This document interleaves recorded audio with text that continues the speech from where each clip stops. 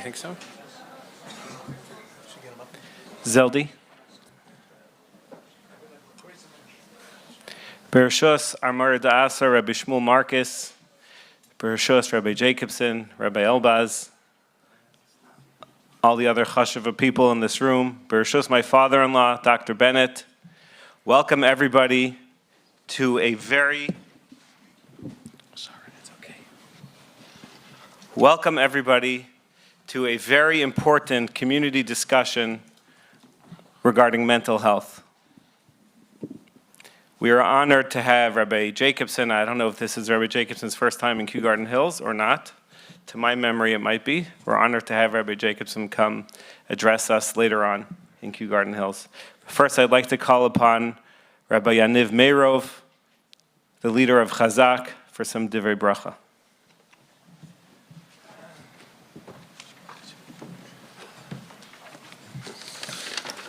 I think it'll be apropos to start off by reading a chapter of Tehillim, kapitel of Tehillim, so I'll ask everyone to please rise. Shila malo tesayin ha'le'arim, ma'ayin yavo ezri. Ezri me'im Adonai, ose shamayim va'aretz. Al yiten lamod raglecha, al yanum shomerecha. Hine lo yanum velo yishan, shomer Yisrael. Adonai shomerecha, Adonai tzilcha al yad yeminecha. Yomam hashemesh lo yakeka, ve'yareach balayla. Adonai yishmorcha mikora, yishmor et nafshecha. Adonai yishmor tzedcha uvoecha me'ata ve'ad olam. The Torah commands us, Lo ta'amod adam recha. Do not stand quietly, don't stand idly while one is in danger. We understand this well when it comes to physical danger. That's why organizations like Hatzalah are so important. When a call comes in, they don't ask questions. They run and provide life-saving care when every single second counts. But the Torah teaches that a person has more than just a body. There is also spiritual danger. A child disconnected from the Torah is also a form of illness. And that is why I'm proudly part of an organization called Chazak to save neshamot via after-school programs for public school children in 25 different locations. And then there is a third form of danger, one that is often invisible. Emotional pain, trauma, abuse, fear. Here there are no visible wounds, but the damage is real and just as life-threatening. The Torah does not differentiate between visible and invisible suffering. Kol Yisrael arvim zeh b'zeh. We're responsible for one another in every sense of the word. That is why Ray of Hope steps in and heals people with dignity and care. The conversations we'll have tonight are important. They're the kind of discussions that allow a community not just to exist, but to function properly and responsibly. So thank you very much to the amazing organization Ray of Hope for organizing this special evening. Let's give them a round of applause for their hard work that they do, Yomam V'Layla, day and night.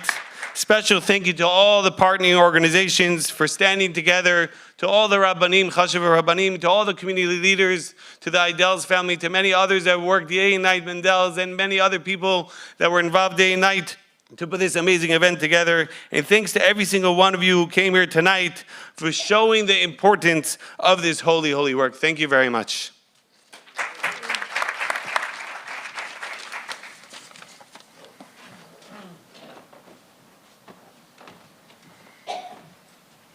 Thank you, Rabbi Meirov. Just take a moment to remind everyone, please take your cell phones out and make sure they're on silent or vibrate so we don't have distractions. Thank you. I have been lightly involved in Ray of Hope for just about 2 years now. It's amazing to try and imagine what life would be like for those suffering, those survivors of sexual abuse, without an organization like Ray of Hope. It's only been around for about 6 years, and that means for generations, people had to suffer in silence. Survivors were embarrassed to speak up, embarrassed to tell people, and they literally had nowhere to go. Today, thanks to Zelda Brody, who I have the daunting task of introducing, there is a flourishing young organization, Ray of Hope, which offers so many services, so many lifelines to those that are suffering. There are group sessions for men and women, live and on Zoom. There are Shabbatons, there are events, there are gift packages for Yom Tovim, and I'm sure other things that Zelda will tell us about. I have spoken to a number of people, I know a number of people that receive assistance from Ray of Hope, and I've heard how life-saving the help that these people are receiving is for those individuals. To understand that they're not alone, and there are other people just like them suffering with different stories, perhaps, but the suffering is very similar. And what Ray of Hope provides is a safe space, warmth, community, networking, so those people have somewhere to go and receive the much-needed help. It's my honor to introduce Zelda Brody, the founder and leader of Ray of Hope.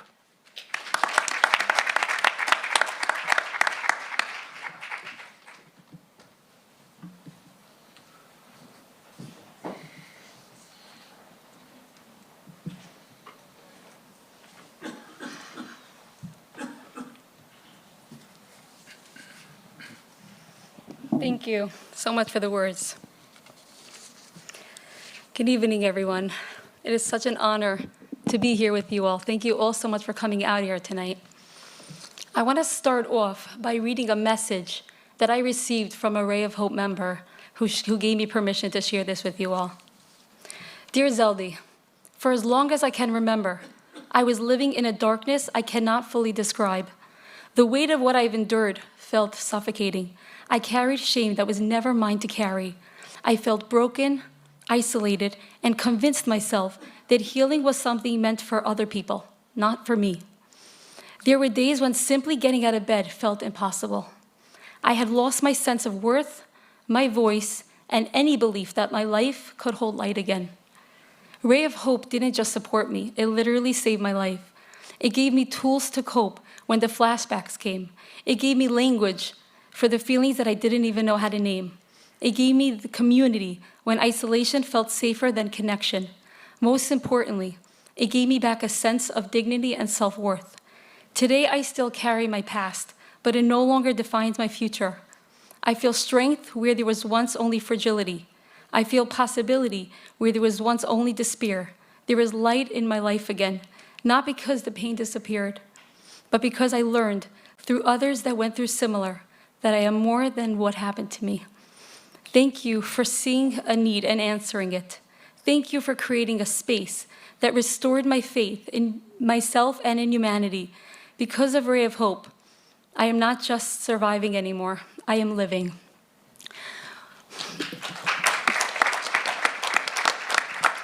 When I got this message, it resonated with me so much. Because when I read this, I was like, this is exactly why this organization was created. You know, when I was 18 years old, I remember literally where I was when I was thinking this thought. I remember turning to Hashem and thinking like, Hashem, this isn't the why. We know in this world we don't have the answers. And in the next world, there'll be no questions. But there's just one thing I do not understand. Hashem, how can it be? You know what sexual abuse is. You know the pain and the suffering that someone's going to have to endure having gone through something like this. How can it be that someone can go through this and not have the right resources, not have the right support, not have the right holding that they so need to get through it. That to me, Hashem, I don't understand. And it was like Hashem responding to me and saying, Zelda, you're right. Nobody who goes through something like this should have to go through this alone. And in years to come, I'm going to put you in this position to create this platform for thousands and thousands of survivors of sexual abuse, that you should not have to go through this alone. 6 years ago, Ray of Hope was founded. I had no idea what this was going to turn into. And today, just a short few years later, supporting close to 1,000 members, men, women, families, people who are directly and indirectly affected by sexual abuse, to show them that they're not alone in the journey, for the sole purpose that this is not the why, because we don't know the why, but it's the what. It's the what are we doing as a community to stand behind these individuals that did not deserve what happened to them and provide to them the healing that they so deserve. You know, in a similar way, tonight's event reminded me a little bit of that same way when I got the message from Yehuda Mendel a couple of months ago, who just texted me and said, Zelda, we need to do something in Queens. We need to create something in Queens. We need to create awareness. No idea what that was going to turn into. Many, many conversations later, with the tremendous help and guidance from Dr. Tamar Perlman, Dr. Shlomi Zimmerman, Yehuda Mendel, Rabbi Meirav, Rabbi Elbaz, Rabbi Marcus, Rabbi Jacobson, and Shimi and Sarah Lidels. We decided, let's come together, let's create a community event. And Yehuda, I just want to tell you that I already got complaints from people in Brooklyn and people in Muncie. When are you coming to our town? We need this in our town also, so I just want to let you know that I have no doubt that this is going to be the first of many Let's Talk About It events, because every single community can benefit from this so much. So I want to thank you so much for being the impetus and making this all happen tonight.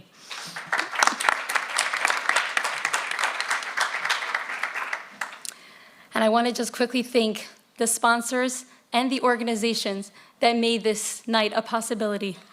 Emet, Amudem, Chazak, Achiezer, Ohel, Hill Valley, Brighter Day Health, and Dovi and Devorah Elias. And a huge, huge thank you to Meaningful Minute and Behind the Faces for live streaming this event here tonight. And thank you so much for what you do every single day for so many out there, and for the tremendous support that you've been giving to Ray of Hope. With that, I would like to introduce our keynote, Rabbi Y.Y. Jacobson. It is an absolute honor having you here with us tonight.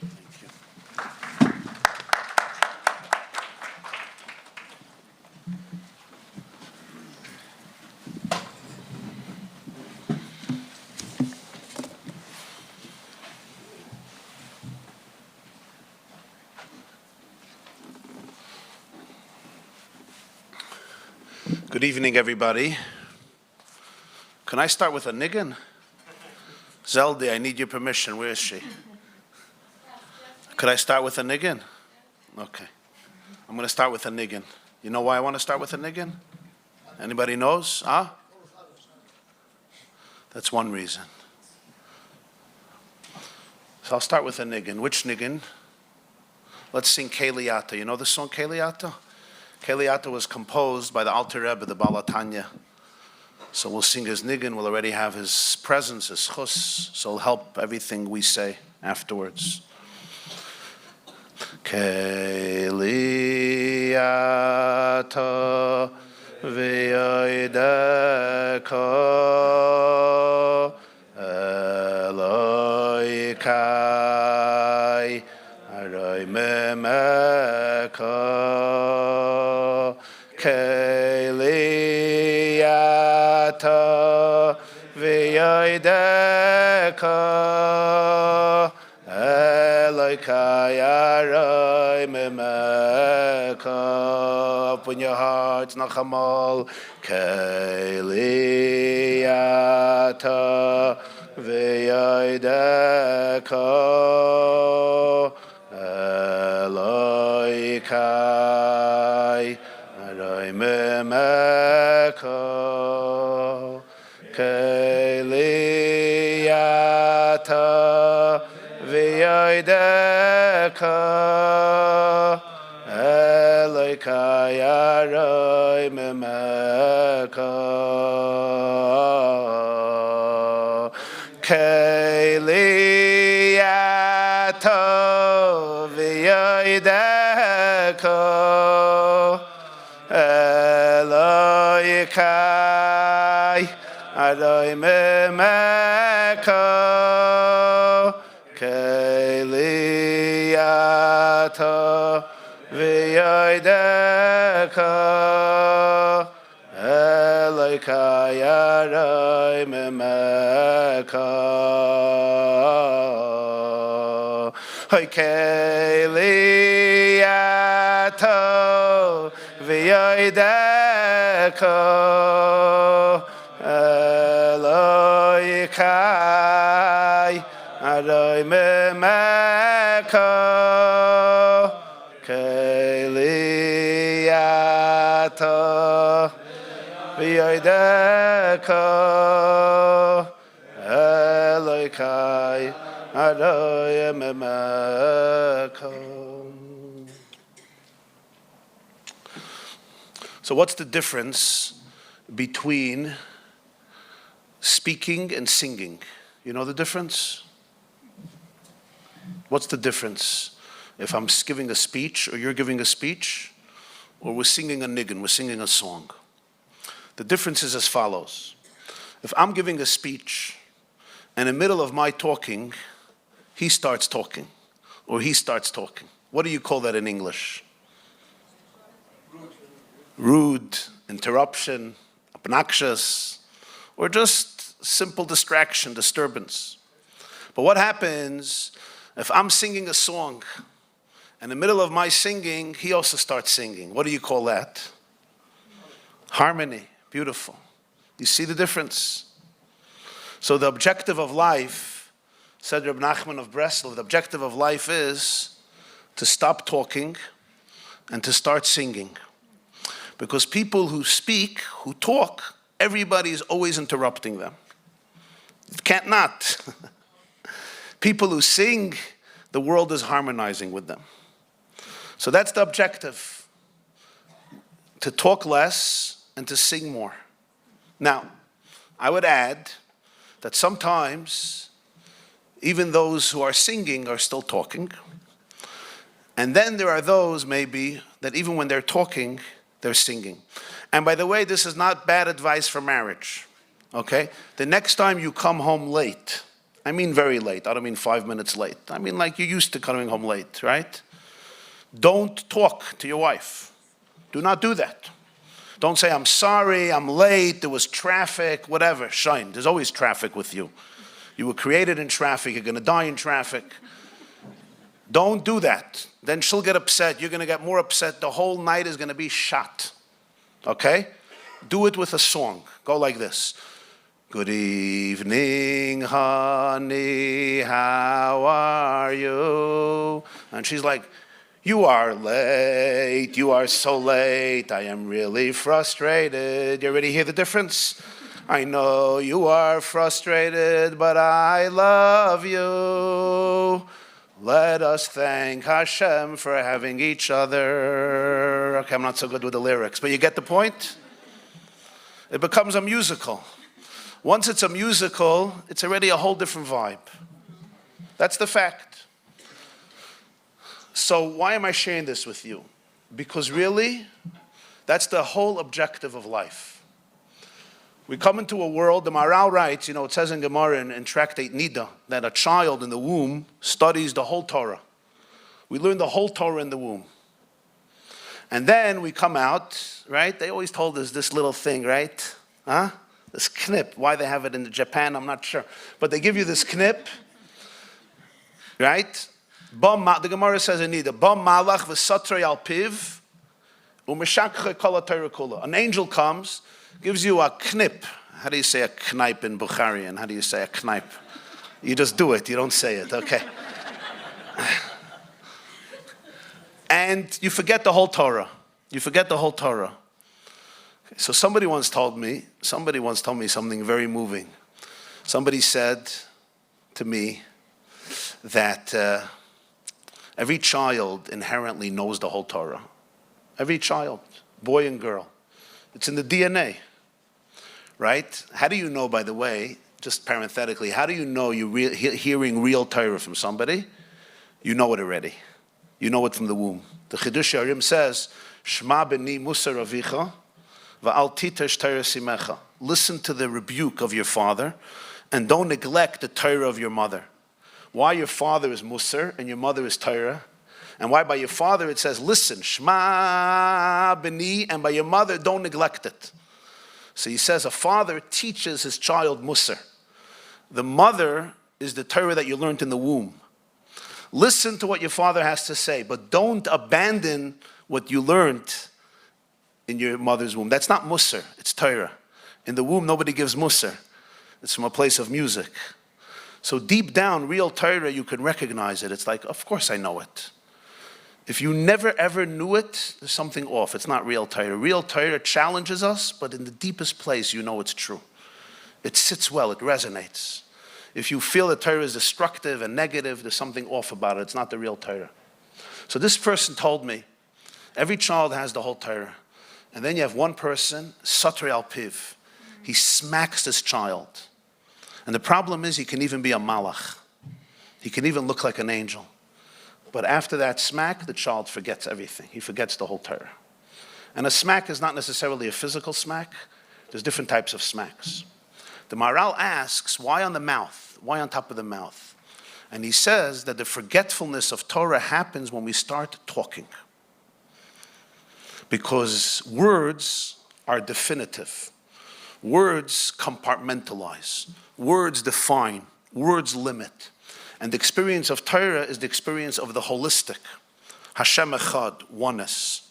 Cosmic oneness, divine oneness, there's no words. That's why Moshe tells Hashem, Loi ish dvarim anoichi. I'm not a man of words. Really?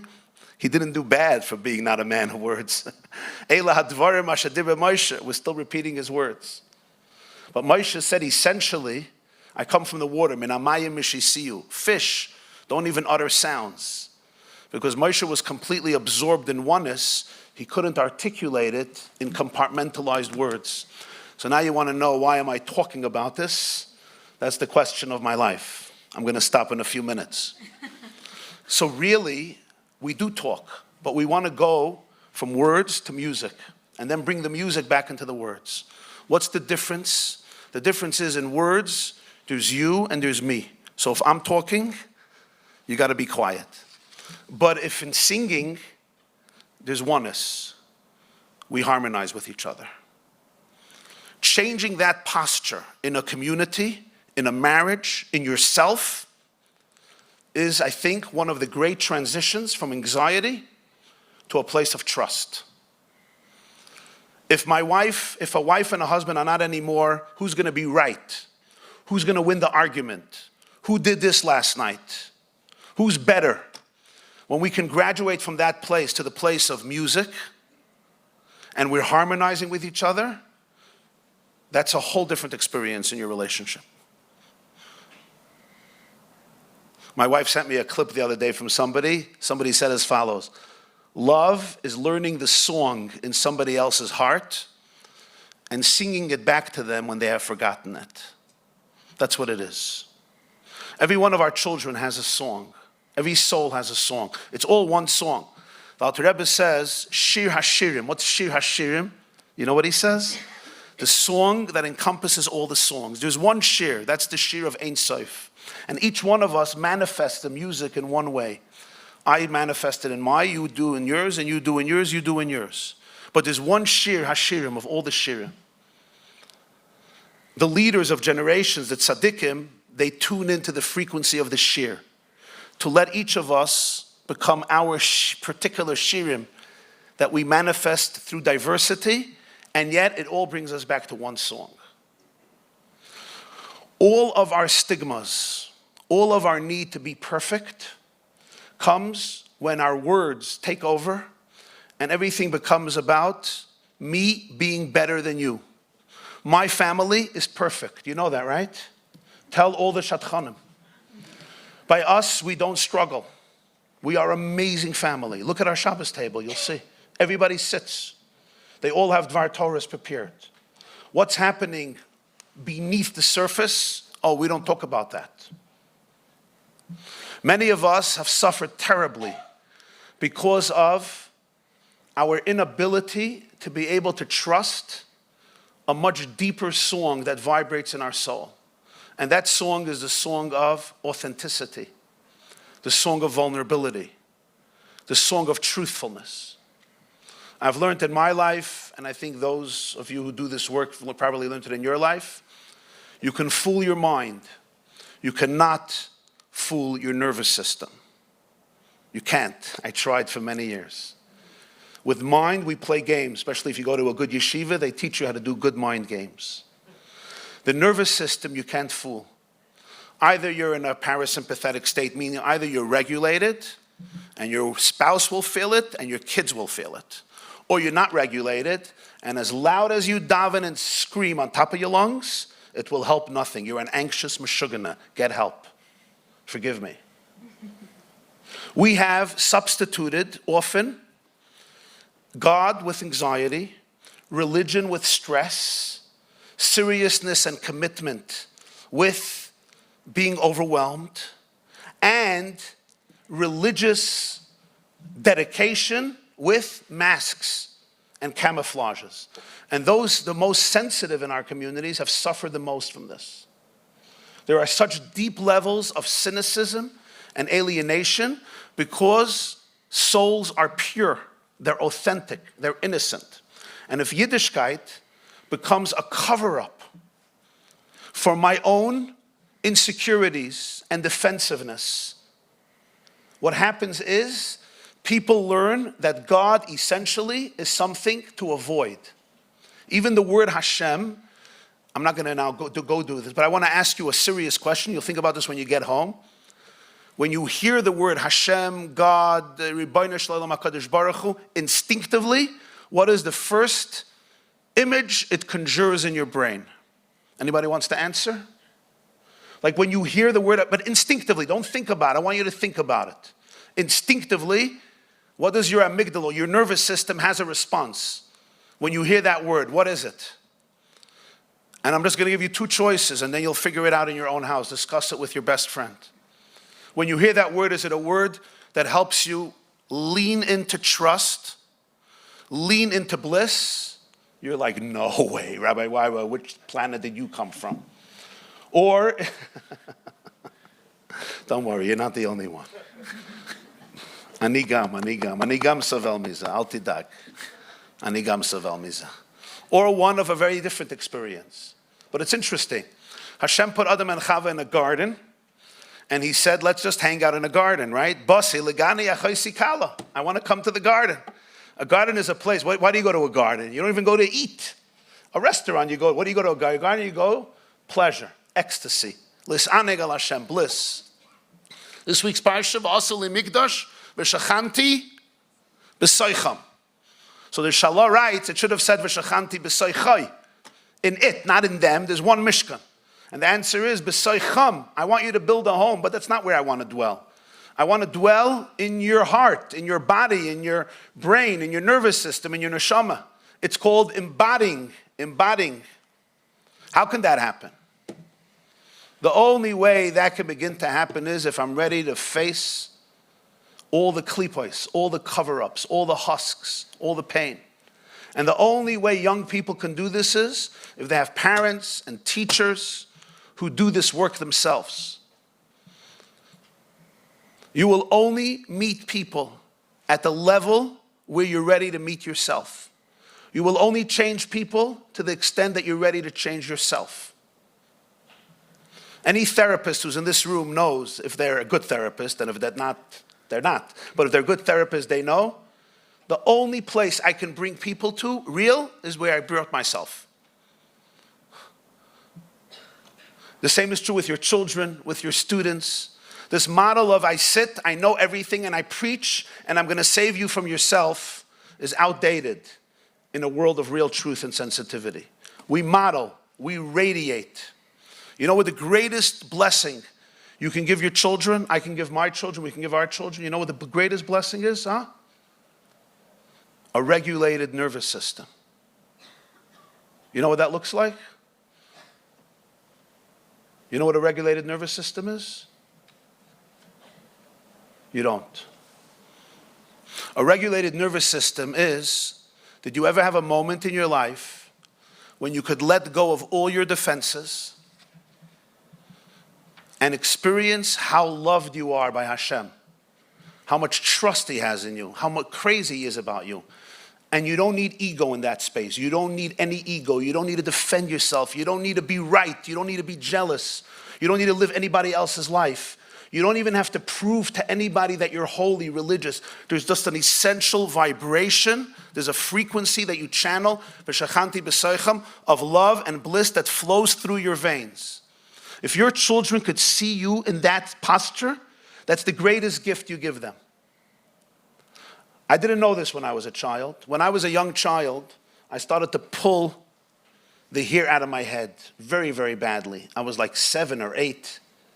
And in those days, going to therapy was mamish, unheard of. And Bechlal, talking about emotions was a very strange thing. Like, which weirdo invented that one? And I pulled out, it's embarrassing for me to say, but I was 7, so I'm not really blaming myself. But I pulled out half my head. My mother had to buy me this weird hat to cover it, and it didn't stop for years and years and years. I'm not sure exactly what it was. I still don't know exactly. I mean, I have some speculation today. But obviously I was suffering from terrible anxiety, and my body was revolting. It was my only way of talking about it. I didn't have words. I didn't have knowledge. I didn't have awareness. I still don't have full awareness of what it was, but the body was not lying. The body doesn't lie. The guf has something very real about it. The Alter Rebbe writes in Tanya that Uvano v'charta, Hashem chose not the soul, He chose the body, the guf. Because the soul you don't have to choose. The soul is a chelik elakam. If you come to an orange store and you say, I want to buy a house, you're in the wrong place. You want a house, get a house. You want an orange, you get an orange. If Hashem wants Jewish souls, it's a whole different type of soul. The bechira was in the guf, in the body. So the body has a holiness to it. Ata v'chartanu is in the guf, the body. The body keeps the divine score. So I had this terrible, terrible anxiety. And it went on for years and years and years. I had to do a lot of work to deal with it. I still have to do a lot of work to deal with it. And but I learned from this how deep we can carry anxiety for so many years, and we don't create a space for anybody to talk about it or even address it. And sometimes children don't even know what's bothering them. Sometimes adults don't know what's bothering them. But here is a clue. Look at your triggers. The Baal Shem Tov once said, everybody we look at is a mirror of ourselves. What does that mean? I'm looking at you, you're a mirror. I'm looking at you, you're a mirror. What it means is, I'm never really looking at you. Anything that you are bringing up in me is mirroring something in my own template that needs work. So for example, if there's any person in your life, anybody, your spouse, your children, your parents, siblings, friends, employees, rabbis, whoever, strangers, people close to you, and these people are triggering you. Maybe you put them on a pedestal, or maybe you find yourself judging them, or maybe you find yourself jealous of them, or resentful of them, or angry at them, or whatever the relationship is, or maybe in awe of them, and you have to put them on some pedestal, or you have crushes on, whatever it is, all these types of things. The Baal Shem Tov says, it's mirroring to me some unresolved work that I did not do on myself, so it's a gift, it's an opportunity. And who knows if their soul didn't make a contract with God to come down to help me learn that. It's a very, very different way. If your spouse is triggering you, if your children are triggering you, it has very little to do with your children. Very little. Of course, my children have their own journey and they make mistakes. Some of your spouses are not perfect. Of course, they make mistakes. But my response is usually coming from my own work that I need to do. But this requires tremendous, deep vulnerability and honesty. You know, the word for friendship in Hebrew is v'ahavta l'reacha kamoicha, right? L'reacha, what does reacha mean? Your friend. The word friend, reya, you know, it's the same word like ra, evil. And you know what else it is? It's the same word like brokenness. Kaisel ro'ua. in Baba Kama, Tiroyim b'Shevet Barzel, Ru'us Ruach in Ecclesiastes, broken. Interesting, no? Friendship, evil, Ra, Roya, and brokenness. Interesting. Who made that shidduch together? Ava v'achva v'shalom v'reus, friendship, right? Reya. Reyacha is a friend, but it has very interesting etymology. What allows for real friendship, my friend? What allows for real friendship? What allows for friendship is real vulnerability. I have brokenness in my heart. You have brokenness in your heart. We could connect in a real way. If I'm perfect and you're perfect, we don't have to connect. I don't need you. You don't need me. You know what? I don't even want you to see me too much, because then you might see I'm not perfect. And the only people I know that are perfect are the people I don't know. The only marriages I know that are perfect are the marriages I don't know. The only families I know that are perfect are the families I don't know. So it's the brokenness that allows for friendship. But you know what else brokenness does?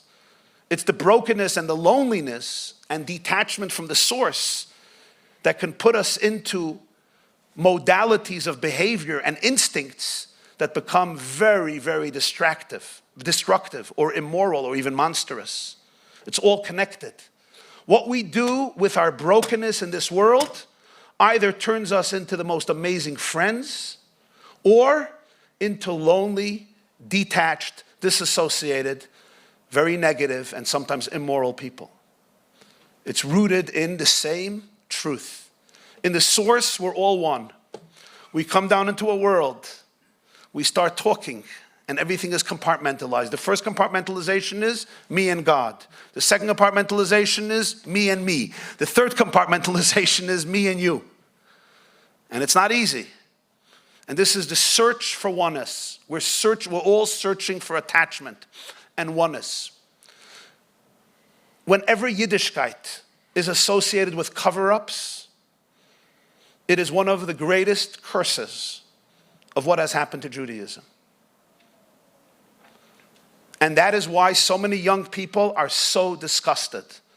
It's easy to point fingers. Sometimes I see a family, and there's one kid who's diagnosed as the crazy one in the family. It's so interesting to me. He's the only normal one who can deal with all the corruption, all the stupidity, so he becomes the Meshugana. You understand? Because he's not ready to tolerate all the lies. And this is what happens everywhere.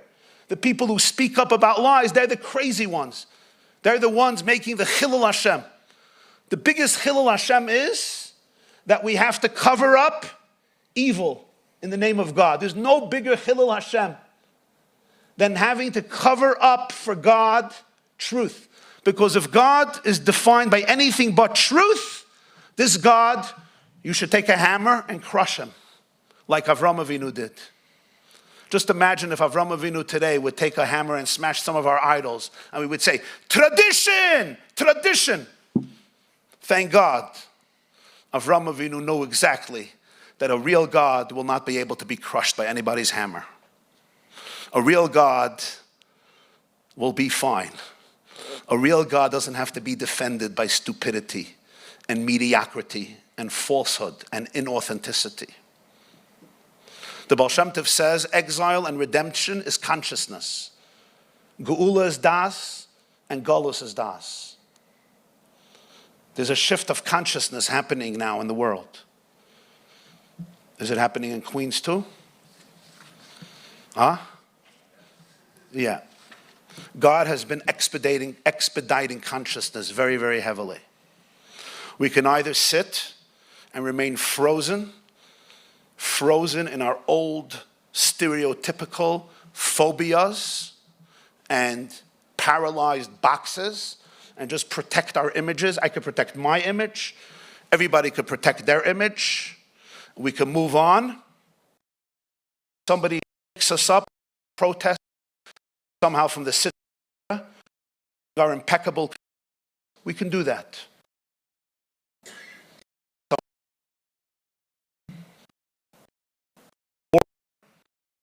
Today, gift is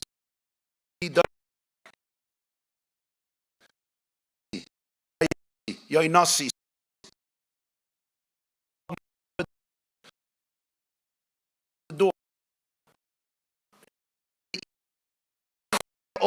survival template. We are so afraid. This much love. How much? Huh? How do you could have done love in your heart. You have so much love, sure, but even this section. The men, fine, Baruch Hashem. Love, look, look how much love is. But our love, we are hiding behind so many walls. I don't want to be the only crazy one. I don't want to be the sugar one. Love, we're afraid. We're afraid our veneers of perfection with ourselves and our kids and our social life and our communities, it allows us to vibrate truth and invitation for all of us, myself included, to be able to allow ourselves to be cracked open. Every person in your life who's challenging you is not your enemy, even if they think they are or they have a lot of issues. They're here to crack us open. Your struggling children are here to crack you open. Listen to what I'm saying, parents. This is going to be one of the best pieces of advice you're going to get. We get frustrated at them. Why can't you give me nachas? Why can't you go through the system like your other brother? And the answer is, because my soul came down to crack you open, Tati. Because, Tati, you need a lot of healing.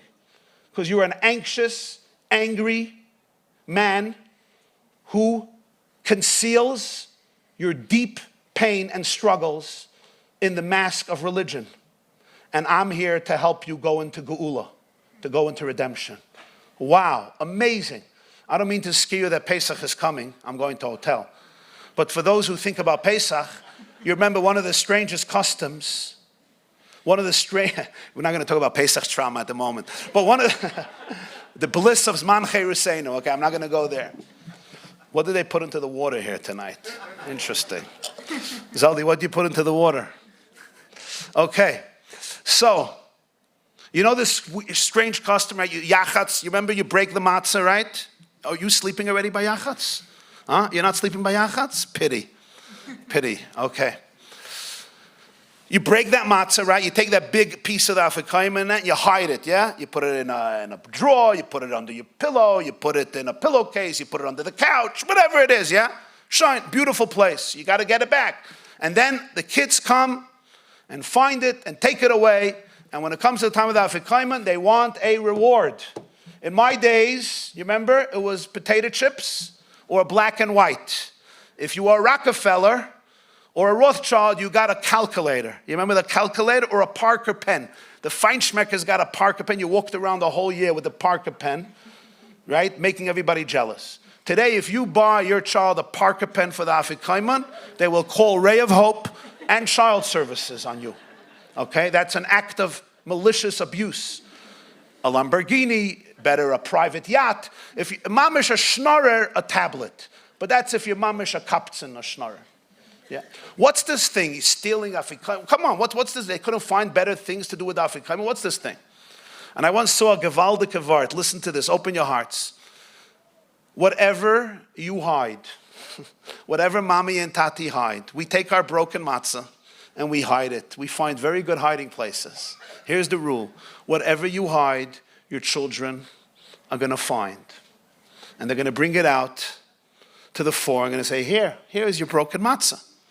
And at that moment, we have a choice. We can look at our child and say, how dare you? Chutzpah. Chutzpah. In my days, kibbud av va'em. Chutzpah. Out of my house, out of my life. We could do that. Implode, explode, whatever it is, or send them to a professional to heal their insanity. Because we're the beautiful, normal parents. We could do that. You can do something else. You can look at your child in the eyes and say, wow, how can I reward you for helping me see my broken matzah? It's only then that you get to eat it with your child and finish your Seder and say, L'shana haba b'Yerushalayim. Friends, We have hidden this broken matzah for many generations. It's nobody's fault. Everybody was really doing the best they can. We tried so hard. I know everybody in this room did the best you can. And I assume 99% of our parents, your parents, maybe not everybody, but a lot of them did so much. And they worked so hard with so much love, so much love. And yet, our hidden broken matzah has been hidden very, very well. What's happening in our generation is we are receiving a divine gift. And divine gift, and it's usually through our children. And they're saying, here, you want to finish the Seder? Here, look at the matzah. We're not here to crush you. We're here to liberate each other. Let's become friends. Reya, Ru'us. Instead of Ra, Ava, Achva, Shalom, Vireyos. Let us co-regulate each other. Let us destigmatize talking about pain, anxiety, depression, suicide, mental illness in our families, mental illness in ourselves, sexual abuse that affected so many people. And even with all the awareness and all the amazing Shabbatons and conversations, you and I know that some of you are still suffering in silence. And some of you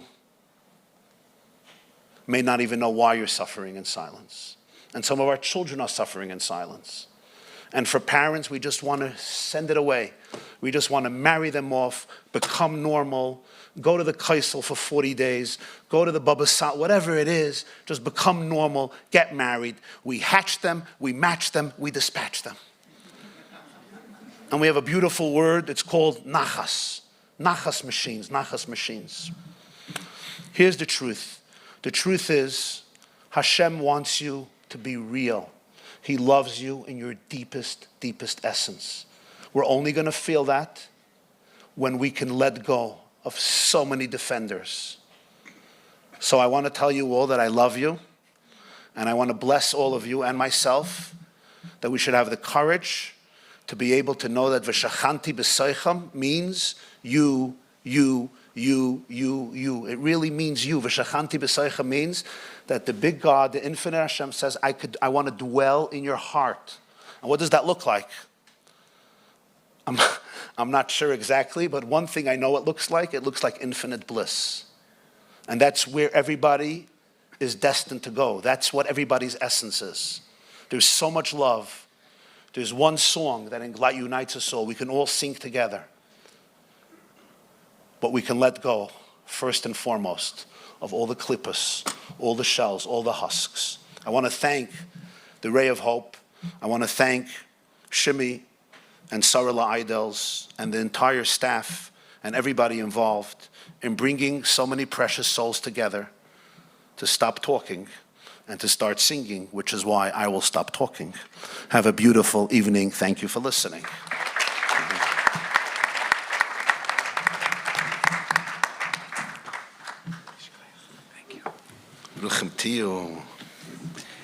Thank you very much, Rabbi Jacobson. In a few moments, I'm going to ask Rabbi Elbaz to moderate this chashuva panel and answer some questions. But before then, I'd like to introduce Rabbi Eli Portal from Ohel. Ohel is an outreach and partnership coordinator.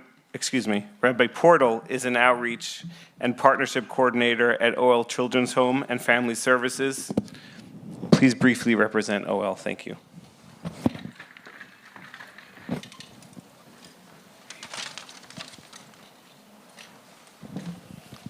Rabbi Jacobson, I'm thinking of either speaking or singing this brief remark, so I'll need your help. Let's sing.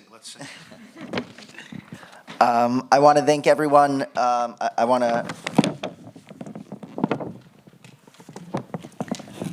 to thank all of the organizers for this tremendous, beautiful event. It's really so special to be here.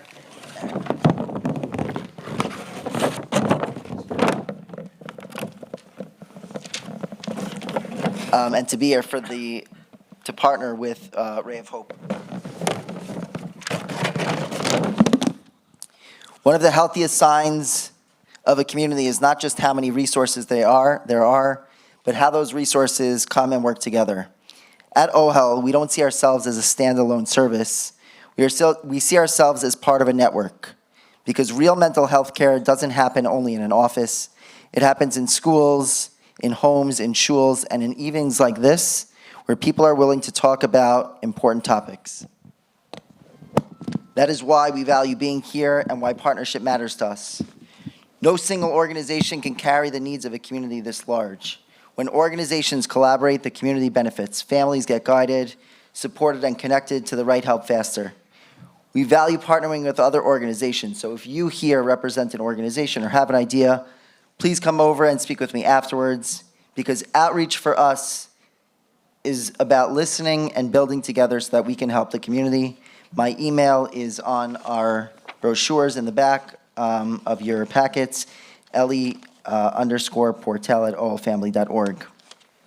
There's a lot that Ohel does. The full scope of that is in the brochures that you were given, but just to briefly paint a picture, we operate 2 full mental health clinics, developmental disability services, domestic violence programs, geriatric support services, community and family supports, and our trauma response team that responds when our community faces crises. As we are always growing to build around what the community needs, we are here to be there for the community.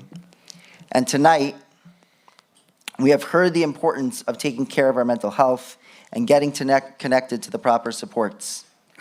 We have been asked many times at Ohel, when are you going to open up something in the community in Queens? This needs to happen.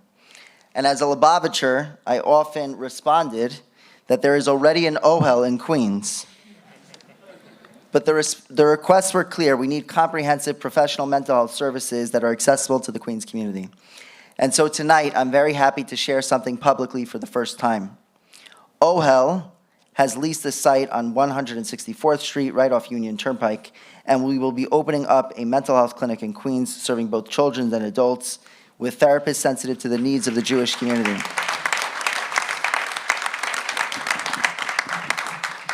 The clinic will provide individual and group therapy, psychiatric services, and nursing support. In addition, we will be running a day hab program for adults with developmental disabilities, including job coaching, job placement, respite services, skill building activities, and support services for parents and families. The goal is simple: to bring the wide array of OL services and professionalism directly to the wonderful Queens community. We are planning for our services, Amir Tashem, to begin shortly after Pesach. In closing, tonight at this event, we have started by having the conversation, but it is important to take that conversation and bring it into action by following up with tangible next steps. And we at OL are here to help you, support you in that next process. Thank you very much.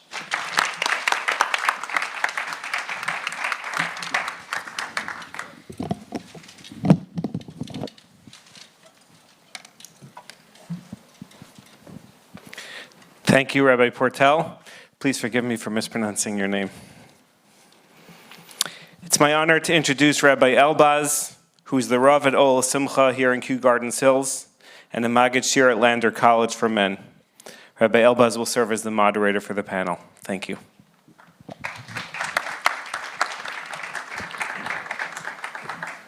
Good evening, ladies and gentlemen. Bruchim habayim b'shem Hashem. First of all, tonight is a wonderful example about how, contrary to popular belief, Queens is very much on the map. And, growing up and learning in yeshivas in Brooklyn for the vast majority of my life, when people don't know that Queens is a borough of New York and they think it's out of town, it's sometimes a little bit disheartening. But the fact that Mrs. Zelda Brody and Ray of Hope chose Queens to kick off these Let's Talk About It events, I think is very telling, and I think it's a sign of the times. Again, my name is Meir Gavriel Elbaz. I'm a Rav in the community, Maggid Shir, and I am also honored to relay Divrei Bracha B'Shlichus, my Rebbe Agon Rav Noach Isaac Olbaum, who was supposed to be here tonight, but he couldn't make it, and he asked that I bless the event in his name. He wished Ray of Hope and Ohel and all of the other organizations that are participating tonight And everybody here, tremendous hatzlacha, and the same bracha that he gives to Hatzala, Hatzala is there for Hatzalas Haguf, and Rev Hope is there, and Ohel is there for Hatzalas HaNefesh. Hopefully your services won't be needed. But until that time, the Queens community is very, very appreciative and happy to have you, and Emir Hashem, it should be with tremendous hatzlacha for everyone involved. Before we open up the evening, I'd just like to encourage the audience. You were given pens in your packets, and I think that index cards were given out. The audience is encouraged to write down any questions you may have. We'll come around to collect them, and hopefully if we have time, we'll try to address. Oh, that's a better idea. Also, if I can direct the panelists for 1 second, I'd just like to quickly introduce them. Obviously, Rabbi Y.Y. Jacobson is a man who needs no introduction. Shkoyach for the wonderful chizik and the words that warmed the heart and the soul. Welcome to Queens. I don't know if it's your first time, but welcome. The Marada Asra, Rav Shmuel Marcus, a very dear friend and colleague of mine, who I have the schus to sit next to in yeshiva every single day. And we collaborate on many, many projects together. I'm honored to call him a friend, and he's going to be gracing the panel tonight as well. Dr. Shlomi Zimmerman, also a friend and a wonderful therapist, a licensed clinical psychotherapist who focuses especially on adolescence. His book, From Boys to Men, has revolutionized conversations that fathers have with their children and is graced with haskamas from Gedolei Yisrael. He really opened up a topic that was really very much closed and taboo until then, so he'll be partaking tonight as well. And last but not least, Dr. Tamar Perlman, also a very, very renowned therapist. My father-in-law, Rabbi Chaimov, always speaks very highly of her. Her forte is couples therapy and trauma work, and Emir Hashem will have an honest discussion.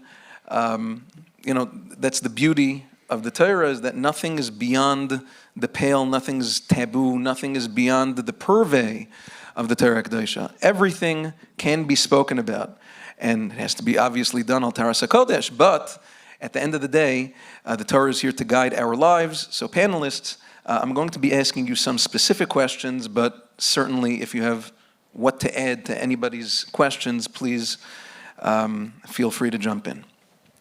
I'd like to start off by fielding a question to Rabbi Marcus on parenting, boundaries, and dating. Rabbi Marcus, how do you give a teenager space to grow and develop independence while still giving direction and values? Thank you, Rabbi Elbaz, and I also share the mutual feelings of friendship that Rabbi Elbaz mentioned earlier. I think it is critical on the one hand that we encourage our teenagers to develop independence. Coincidentally, I mentioned in Shul yesterday a fascinating book, The Anxious Generation, written by a professor at NYU, Jonathan Haidt, who writes how studies have shown that the current generation, those born after 1995, have demonstrated greater levels of anxiety than the previous generations. And he attributes to the fact that parents today are more fearful. He calls them more paranoid. They aren't giving their children independence at a young enough age. And rather than encouraging independence by giving their children trust and confidence, they're generating anxiety. And so clearly, giving our kids independence is critical. We must teach them to be independent, give them that sense of confidence they need. At the same time, they need direction. Adolescents especially still need direction.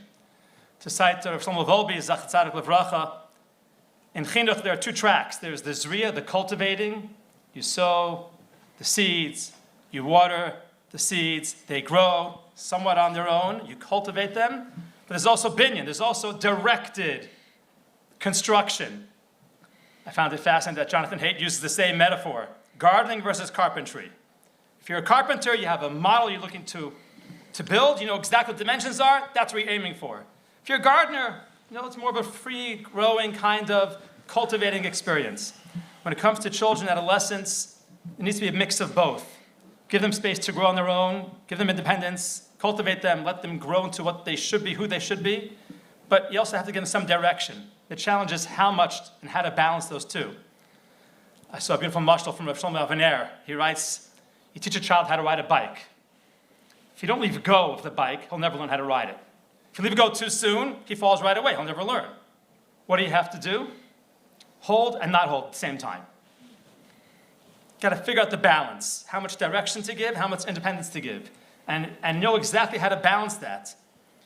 And that's true for younger children, it's true for adolescents also. But to enable your adolescents to develop that independence, I think more so than when they're younger, you have to give them more independence while still perhaps modeling the direction you want them to take. Live the life you want them to live. Show them by modeling. As they become older, you can't perhaps be as direct or as overt as you may have been when they were younger. You have to lead them with love and model for them more so than ever before what you want them to turn out to be, how you want them to look. Two perhaps, and just to share these two ideas, beautiful thoughts. Rabbi Ner cites a shla, fascinating shla. The shla in Parshas Vayetze. Torah tells us, HaKadosh Baruch Hu instructs Yaakov Avinu, time to go back. Leave Laban's house, go back to the land of your fathers. What does Yaakov do? He would have expected, call his wives and tell them, Rebbeinu Shalom said, gotta go. That's it. He doesn't do that. He calls them and he gives them a whole speech. You know, your father doesn't like me as much as he used to. I've worked so hard for him. He's been cheating me, changing the salary on me numerous times. A whole drasha until he finally gets them on their own to say, yep, it's time to go. Says the Shla, what does this teach us? The Shla writes, when you want something from your family members, we'll say adolescents, for example, don't force them, even if it's the right thing. Don't force them. Even if you have the authority to, don't force them. Try to show them, convince them, demonstrate that this is the right way to go. So that they, says the Shla, should be misorer to it themselves. Let them see that this is taka the right thing to do. Rather than force, convince. And one last beautiful lesson, and this Shlomo Volbe writes in his Zriya Ben Mechinuch, also Yaakov Avinu, also Parshas Vayetze. Vayomer Yaakov le'echav, Yaakov says to his brothers, take some stones. They gathered some stones. They made a pile of stones. They ate there together on the pile of stones. Who are Yaakov's brothers? Says Rashi, his sons. The Torah refers to his sons as his brothers. Why? Shlomo Volbe explains because he was partnering with them. Yes, they were his sons, but he was interacting with them as if they were his brothers. We can do this together. Shavolbi says means when your children are old enough to appreciate being partnered with, share with them your responsibilities. Make them feel like they're a part of it. And so the chinuch, especially for adolescents, is much more to model what you want it to be, show them how you want them to act, and convince them of the wisdom in that which you are trying to get them to do. Let them see it themselves, and also share with them, draw them into your world, partner with them, make them feel like they're part of what you are trying to do.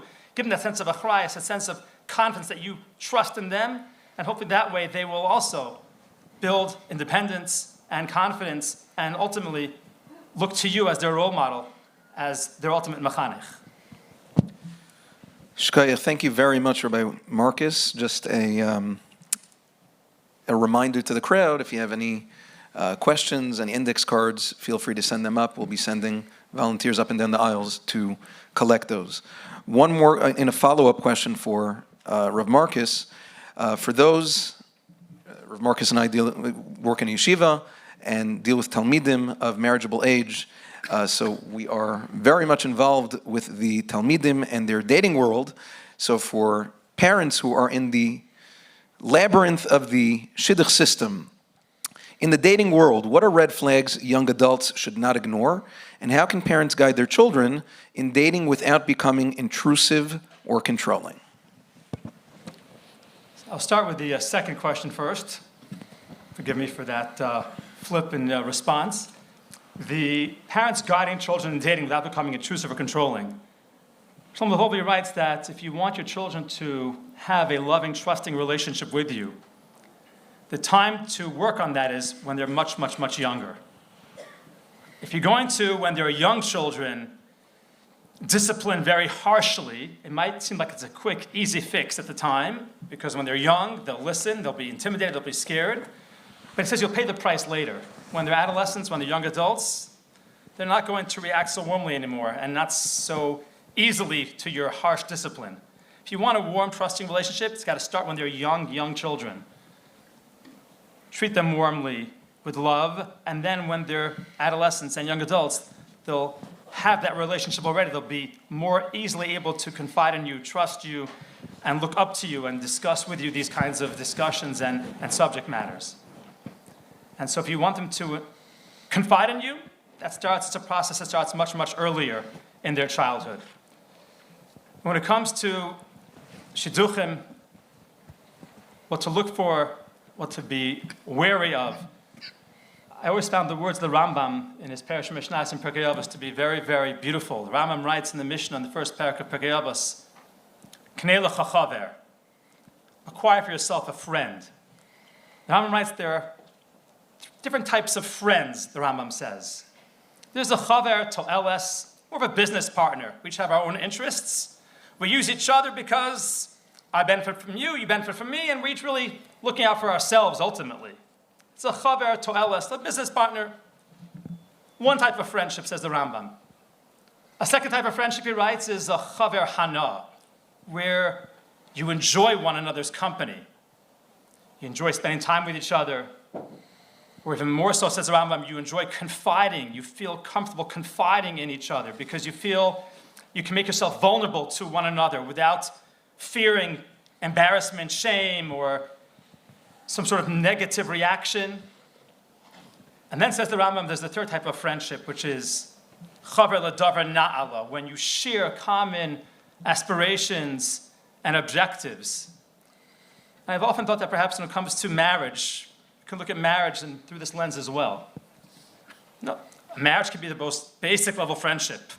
He wants a family, she wants a family. They have an idea to live in the same kind of community. Okay, no, it's join together because I can't do it without you, you can't do it without me. That's the most basic level, perhaps, utilitarian marriage. That's not what we're looking for ultimately. There's a step up you can climb. There is the relationship where you enjoy spending time with each other. And then there's a relationship where you can confide in each other, share vulnerabilities with each other. And you feel comfortable doing so, trusting the other will still respect you, still love you, and never ever denigrate you. And then ultimately, there's the third level friendship, where you share common inspirations, common goals, and avodas Hashem. And as Rambam writes, you assist one another in achieving those sublime goals. So perhaps when looking to advise Talmidim or children with regard to shidduchim, look at that checklist. Do you enjoy spending time with each other? Can you confide in each other? Do you feel comfortable, trusting to share your vulnerabilities with each other? And do you ultimately share those same sublime aspirations and avodas Hashem, whereby you each are assisting the other in achieving that jointly held dream? Perhaps as a helpful perspective to discuss shidduchim with a Talmud, with a child. And ultimately, in terms of warning signs, I think this is something that everyone will acknowledge, because we have to ensure that midos, tovos, are shared by the prospective potential spouse. We have to ensure that my prospective spouse doesn't have an anger management issue, a control issue. Ultimately, we want to ensure that the critical building blocks of a relationship are there, that we're not being perhaps distracted or drawn in by something superficial, by whether it be superficial appearances, financial assets and wealth, yichus, whatever name you want to give that superficial distraction. To look really to the core of that which makes a relationship successful, which is the midos ultimately. And as Rambam said, those shared dreams and avodas Hashem, that's what ultimately will be the success and the key to success in a shidduch relationship. Thank you very much, Rabbi Marcus. If I can just add, just to piggyback on what you just said, about friendship between parents and their children, and that openness in the relationship that fosters for real meaningful conversations. I once read, in the name of Rav Elyashiv, a Talmud of his was asking him about certain, his daughter was in Shidduchim, and he asked him about certain things. He says, well, what's the best piece of advice that you can give me for a daughter who is pre-Shidduchim age or in Shidduchim? Ironically, in Hebrew, the words for boyfriend and girlfriend are chaver and chavera. So Rav Elyashiv turned to this Talmud of his and he says, Kol bachura tzricha chaver. Every young woman needs a boyfriend. Fortunate is the family where the father is the boyfriend. Those kinds of close relationships that we have with our children, that helps create and open channels of communication for when things really need to be spoken about. They know that they have someone to rely on, somebody that listens to them, somebody that is loving and somebody cares for them. So it's really not, you can't jump in at the last minute and think you're going to save the day. You really have to plant seeds of connection and love within the family in order to foster such meaningful conversation.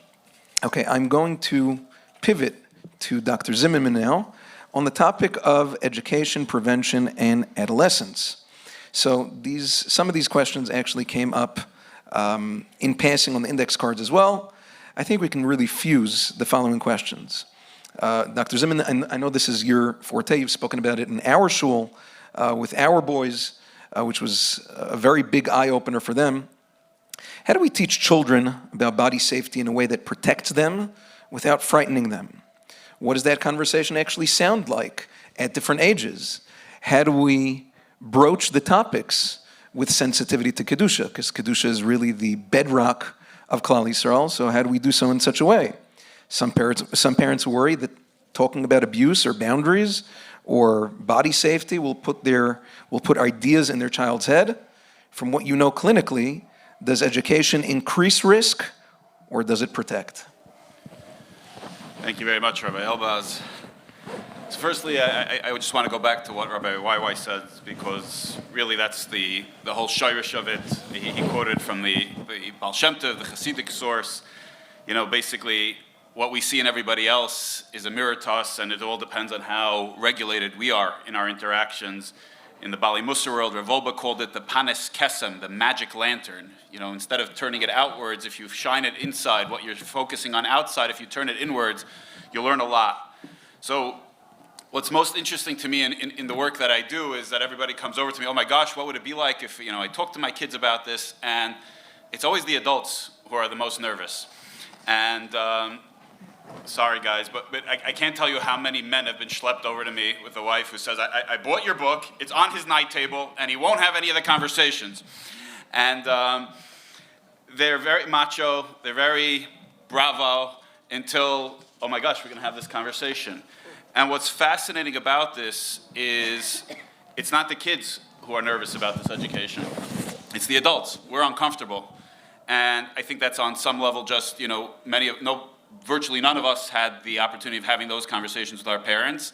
But for a lot of people, there are deeper uncomfortabilities, things that they've been through, or their whole approach to that this isn't for them something that, you know, like Rabbi Y talked about, you know, HaKadosh Baruch Hu, when you say those words, what is your body's response? You know, if I ask you when you say, Al Taras HaKodesh, Kedusha, what's your natural reaction to that? Is it, oh, comfortable, holy, wow, spiritual, or do you feel full of guilt, shame, toxicity, and fear? So until we work out that stuff, we're going to have a very hard time giving it over to our kids without frightening them, because we're afraid. For the kids, it's just knowledge. They don't have any of the hang-ups we do. It all comes from the taboo that we give over. So when we get out of that stuff, and Chazdei Hashem now, I don't know, but it's been tens and tens of thousands of people from families around the world who've now had these conversations. And everywhere I go, on a plane in Eretz Yisrael, here, Canada, it doesn't matter. People come up to me and say, wow, that conversation went much more smoothly than I ever thought, and my relationship with my child is now much more open. It's our stuff that's keeping in the way. And I think that's crucial. I think in general, it's also that we jump to the education piece, but the education of children is the last step in what helps prevent abuse.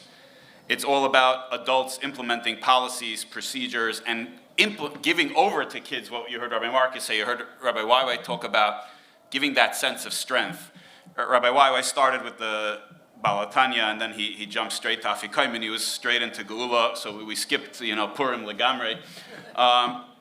But really, Purim is one of the most interesting stories. Here we celebrate Esther Amalka, but fundamentally, here she was one of the most objectified women in our history, forced to marry and be intimate with what today would be called an alcoholic, narcissistic psychopath that, killed his wife and issued a decree to completely annihilate all the Jews on a whim.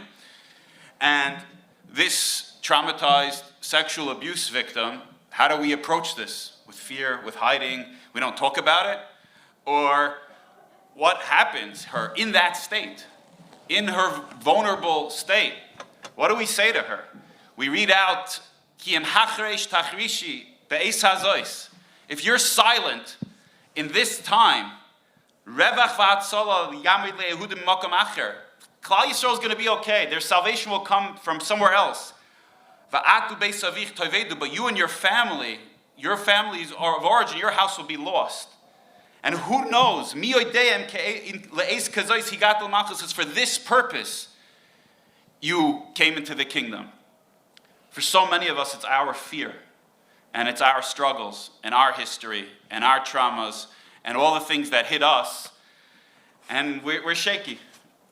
And if Rabbi Waiwai could talk about his anxiety and his trichotillomania and him still struggling with his nervous system, alachas kama v'kama for all of us. But who knows if it's not this moment? If we're going to stay silent with our children, with our community, we're going to pretend, we're going to cover up, and we don't come at it from a place of strength, then that kid's Hatzalah will have to come from somewhere else. But our opportunity, like Rabbi said, that they came to smash us, for us to grow, will have been lost. And so the way we do this is actually, we come from a place of strength. We come from a place, the healthiest kids who are least likely to be abused is not the kid whose mother keeps telling him, nobody's allowed to touch you, remember? Remember, nobody's allowed to touch you in your private places, right? Remember, before camp and after camp, and nobody's ever allowed to touch you in the cover by your bathing suit, right? What does that kid pick up? Oh gosh, something's really scary. It's terrifying. I'm not okay. What does a kid get if anybody ever touches you there, you bop him in the face, you run out, and you come and tell me? Nobody messes with us in this family. Sarla's smiling, right? If you ever met with Sarla, right? She comes from the Bennett's, Dr. Bennett's here, right? You want to give over the sense? Nobody messes with us, right? A koyach, a strength. We come from good place. We come from strength. We come from a place where I have your back, so you're okay, you can go out there in the world. We can't bubble wrap our kids, and we can't make the world safer. We can make our kids stronger. And the way we do that is by emanating strength, modeling strength. And then there are basics, from when they're infants, you're giving them nonverbal language, how you react to their bodies, how you pick them up, how do you, jostle with them. Are they just property, or are they dealt with care?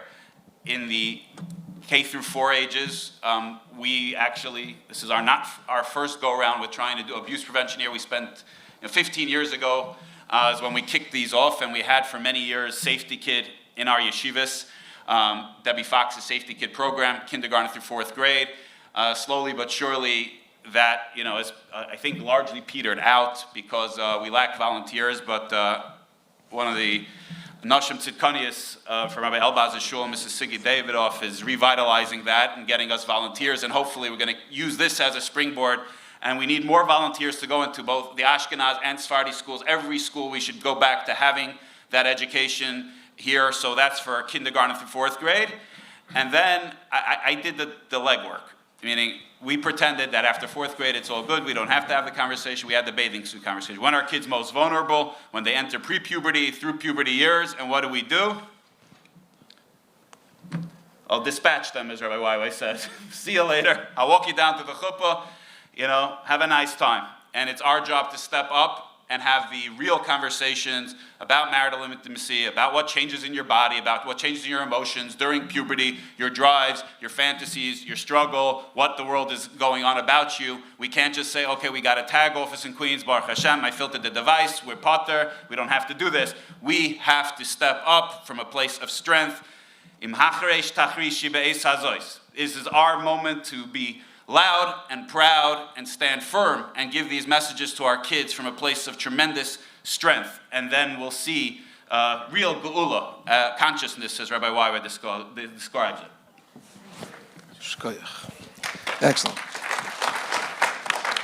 Thank you so much, Dr. Zimmerman. Just as a follow-up, this seems to be a question on several people's mind in the audience on the topic of trauma and all sorts of physical touching and things of that nature.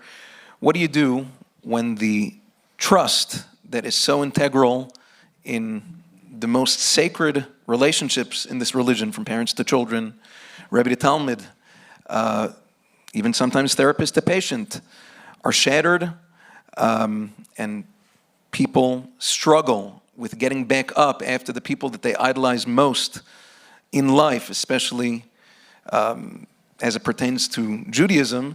What chizuk can you give people like that? How are they supposed to carry on? What are they supposed to think? What can you tell such victims? I wasn't on the list. Okay, Rabbi, why would I model this? We're going to be very raw and honest. Once again, panelists, feel free to jump in. A lot of us have the experience, in not a good way, like Rabbi Waiwai talked about, of Avram Avinu having your idols smashed to bits. When we built idols, like the Catholics do, with papal infallibility, that the Rabbanim, the system, everything is perfect, they're very, very easy to smash and go to bits. As Rabbi Waiwai alluded to, some of the biggest chilul Hashems that have occurred in Klal Yisrael in the last 20, 30 years have been our inability to acknowledge abuse, protection of abusers, and not deal with it. It has caused calamities beyond description, and the greatest chilul Hashems we know. Sunlight is the best disinfectant. HaKadosh Baruch Hu doesn't need us to hide and lie and pretend. Our Yiddishkeit is big enough to be completely open and honest, to own our vulnerabilities. And the more real we are about our struggles, about our lapses, the more we can apologize, the more we could say, so many people years ago, they had no clue what the impact of abuse is, what it does. Like Rabbi Waiwai said, the vast majority of people, especially mechanchim, community leaders, askanim, nobody woke up in the morning and said, I want to hurt a child, or I want to go on the side of some dark, sinister predator. In their deepest efforts to keep things afloat, to keep the system going, to try to do what they did with the knowledge and tools they had, a lot of this went on. And as we get closer and closer to Geula, as Rabbi Waiwai talked about, a lot of afikomins are coming back. And it is time that we do a lot of house cleaning in terms of finding those broken places and being honest and authentic about it. And I think the communities like ours, which has dramatically changed in the last 15 years in terms of our willingness to talk about that and actually being one of those springboards. Why on earth is Ray of Hope and Rabbi Waiwai here in Queens is because of what Queens represents and why we've always been at the forefront of these matters. And we've actually been a model to many, many other communities. The more openness, the more transparency, and the more real that means that we ourselves have to own our darkness, have to own our brokenness. It's very easy to talk about the Rabbanim, the system, how many of us are covering up, how many of us are hiding. The greater we're more real, authentic with ourselves, with our spouses, with our children, as a community, the healthier the community becomes. And then you can have somebody fail miserably, and it's not like the whole house of cards goes down with them. It's, wow, that's a human being who failed in their humanness. And we're constantly dealing with humanness. And the Torah is unbelievable, because basically there are 4 people who never did an Avera. They barely get any mention in the Torah. The Torah is extraordinarily open about humanness, about failure, about struggles, including in those in Yunani Kedusha and in lapses in those areas. And here we go, the story of Purim. We didn't edit out the pageantry and what happened, how Esther becomes queen. We didn't seclude that out of the Torah. Vashti, every kid, okay, we do it, pimples, tail, funny stuff, but as you get a little bit older, you have some sense. We can deal with this honestly, but al taras hakodesh in the Torah's manner. But we have to step up, and the more we do here internally in ourselves, in our families, as a community, the healthier it becomes, and the safer it becomes, and those children then don't have to run. Because, wow, this person was a human who struggled. Wow, okay, that's what all of my Torah taught me, is that humans can fail. And that no human is above the Torah, so they can't hurt me in the name of the Torah. Those are some crucial pieces for what we need to do. Shkoyach. Anybody want to add anything to the topic? Any chizik for those who are struggling? Okay, fine. I'm going to move on to Dr. Perlman on the topic of trauma, attachment, and healing. Say one thing, just mamish for 30 seconds. I believe that victims of abuse who have seen the darker side of some rabbis, principals, teachers, babysitters, parents, educators, and sometimes even people who were expected to be moral leaders, and yet, unfortunately, they have not done what they had to do, and sometimes even the opposite. The first thing that happens is you have the opportunity to start seeing truth. Seeing truth is a very big gift. It's the prerequisite for all growth. You could be, you'll forgive me, I'm a little blunt tonight. You could be in a religious system for 90 years and not hear a word of truth. Not hear a real word of truth, because everybody's just copying everybody else. They're saying good things. I don't mean they're saying not, but it's like parrots. Everybody knows, hey, you say this, everybody just copies and copies. If you're a little creative and you're a little smart, you know how to give it with a nice twist. But real, raw truth, real vulnerable truth, like, wow, this is like life-changing. You could be in a system and nobody even goes there. Nobody even knows that Judaism operates on that frequency. It's pretty dead, it's boring, it's monotonous. It's good for the image, but it kills souls. The gift of seeing truth is an incredible gift. If you were given that gift, that itself is very powerful. Now what do you do with it? So you could do one of 2 things. You could become very cynical, broken, frustrated, angry, distract yourself, run away, which are all normal human responses. Or actually, you could, and this is what I would encourage all the souls to do, is you could say, maybe I am from the healers of the generation. All the victims of sexual abuse, I believe, were chosen to be the healers of a generation.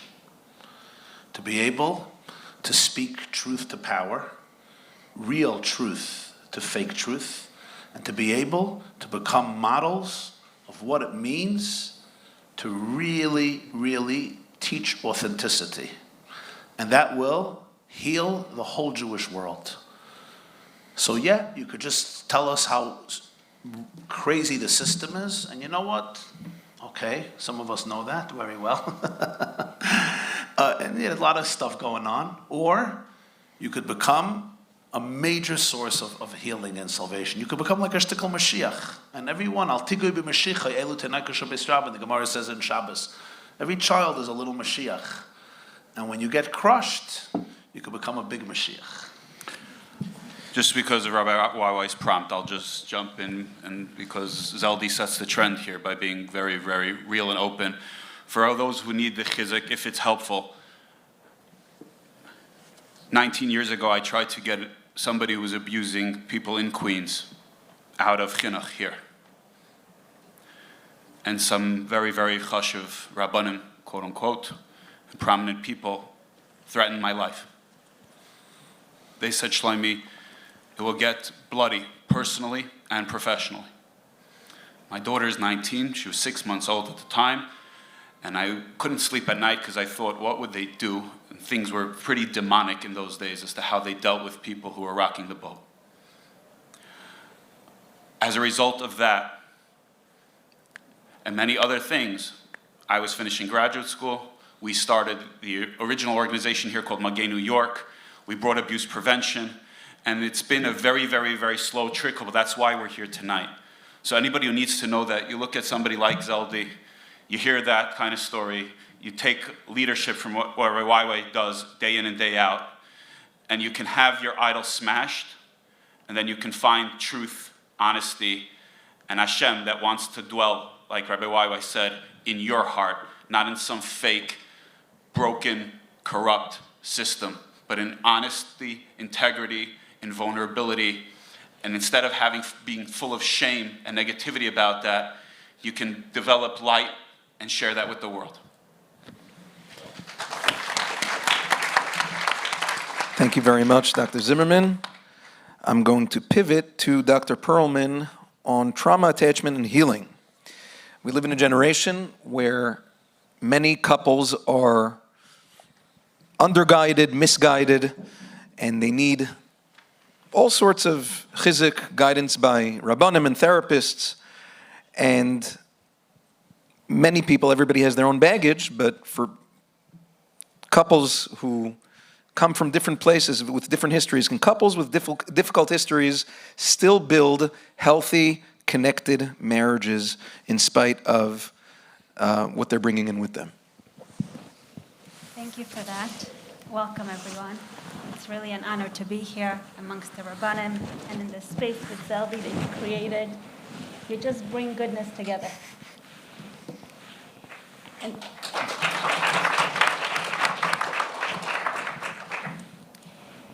I'm going to go to the question about marriage, but once someone there was a reference made to one that's been abused, so I first need to nod to her or to him.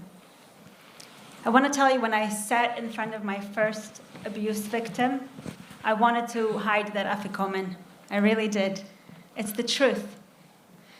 And just like Rabbi YY just said, that they see the truth, there's a truth that they saw that I didn't want to see.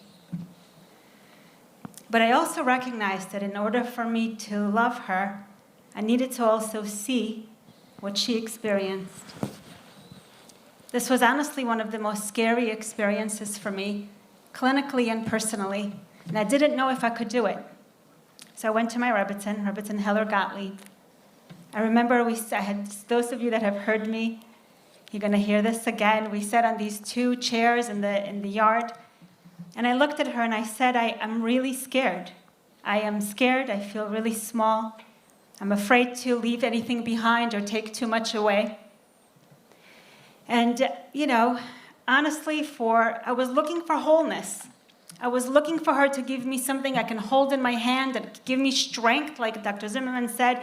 And with koach, she will tell me, but you're so this and you're so that, and you will do this. And she said to me, the lens that I am still trying to learn, she said, you are so small.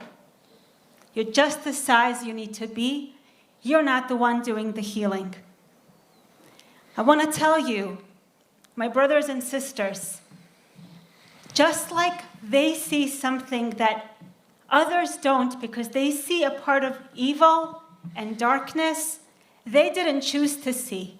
They have to contend with those parts of themselves they didn't choose to contend with, and they have to do this in a smack. They don't get to do this slowly while they mature over years and they try to integrate darkness with light with their maturity. No, they get smashed with it, like Rabbi YY said, in the face. But remember, idols get destroyed, but humans don't. Just like they face a darkness that no one else has, they also have a healing in them and a light in them that no one else does. So when she walks into my room, into my consciousness, I stand up to her. Because honestly, healing makes no sense. I've been educated by great educators, and they can talk about psychologically how it works this way and works that way, but you know what? It doesn't make sense in the brain. The only reason healing works is because Hashem heals, and we have souls that want oneness. To the marriage question. I love marriage. I believe in it. And I don't think it's made for those that have had easy lives. You know, we measure compatibility through similarity and closeness. But that's not how I think the best of marriages are measured. You know, when Rabbi Marcus was describing the attachment between a parent and a child, and you think about that moment, that perfect holding moment. You know those like 2% of the time where we really feel like we got it right? Just you meet the child where they're at, and they just receive you, and you just know it, and it's just feels right. The holding is the right amount of tightness. It's not too tight, it's not too loose, it's not too long, it's not too threatening. They meet you in your openness, you meet them and they're receiving. It's gorgeous. That's love. We're obsessed with that love. We'll call it unconditional, and we aim for it. We think that's it. If we can achieve that, then that's all it is. But then we chase something that we can't go backwards to receive. Just as I stand up to trauma victims, and I don't think I can stand any taller for them, I stand up to the love I see chosen in marriages. There's something about marital love that's not natural like that moment, but runs so much deeper and reaches a level within us of satisfaction that even that natural holding cannot reach. Now it's true. For those of us that have been held tighter, know what that safety feels like on the inside, so it's easier for us to know that even when that holding goes away. It's easier for us to know how lovable we are, how worthwhile we are. But there is a love that's even more powerful than that. That's even a step further. The notion of aloneness, and if I may, in this company, quote a piece from Rav Soloveitchik about love, that the love of aloneness can only be resolved through marriage, not through parenting. Parenting is a one-way directional, something we give so that the other has. But the two-directionality of a chosen love of marriage is the only type of relationship that hits the part of us that is actually alone on a human level. And why does this work?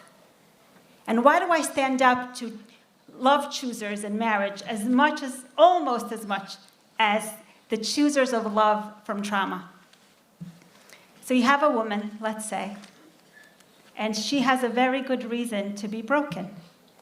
She has made her heart cold, because if she had kept it warm, then she wouldn't be able to survive the lack of holding by her mom or the criticism by her dad. She had to distance her heart because a closed heart wouldn't have been able to survive. Child, the love that's given to a child is for survival. But then, here she sits in front of me, in front of her broken husband, and he is seeking her. He's reaching out to her, and he has reasons to also have a cold heart, or to believe that his love is not enough, or to believe that he'll never give her what she needs. And then I ask her, do you need to be as cold as you are to him? Does the coldness serve you anymore? The same way that it used to? And very often, more often than not, and sometimes the answer is yes. And those are hard moments, and we face them too, like Dr. Zimmerman said, we face it.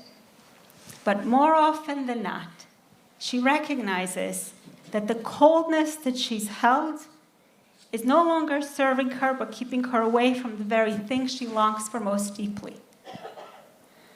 And then something happens. because she recognizes she's alone. And she chooses to soften a part of her that her life has taught her to harden because she doesn't want to be alone. The choice to not be alone is what helps us untrap parts of us that we would never have discovered. So what is a strong marriage? Not of just compatibility and closeness, but how much choosing do you do of each other? How much is it that you actually choose the love? And as that happens, as we ask here what's healthy, what's not healthy, I'm not going to be able to satisfy those questions in your mind right now. And I'm not going to take the risk to try to, but I can tell you one question. As you're choosing to love him, or as you're choosing to love her, do you like yourself better? If what this marriage requires of you to be close to the other, does it reveal you or does it conceal you? Does it shed parts of you that are actually in the way of you, or does it reveal parts of you you would have never had to fight to reveal? I can tell you in honesty, and my husband's not even in the audience, that personally, from all the stretching I've done, the chosen love for him has been the one that revealed me the most. Maybe the fact that I can even say this to you is because of the chosen love that I've chosen to do.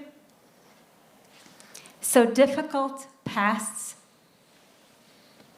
just make the choice a space where even more of you gets to be revealed.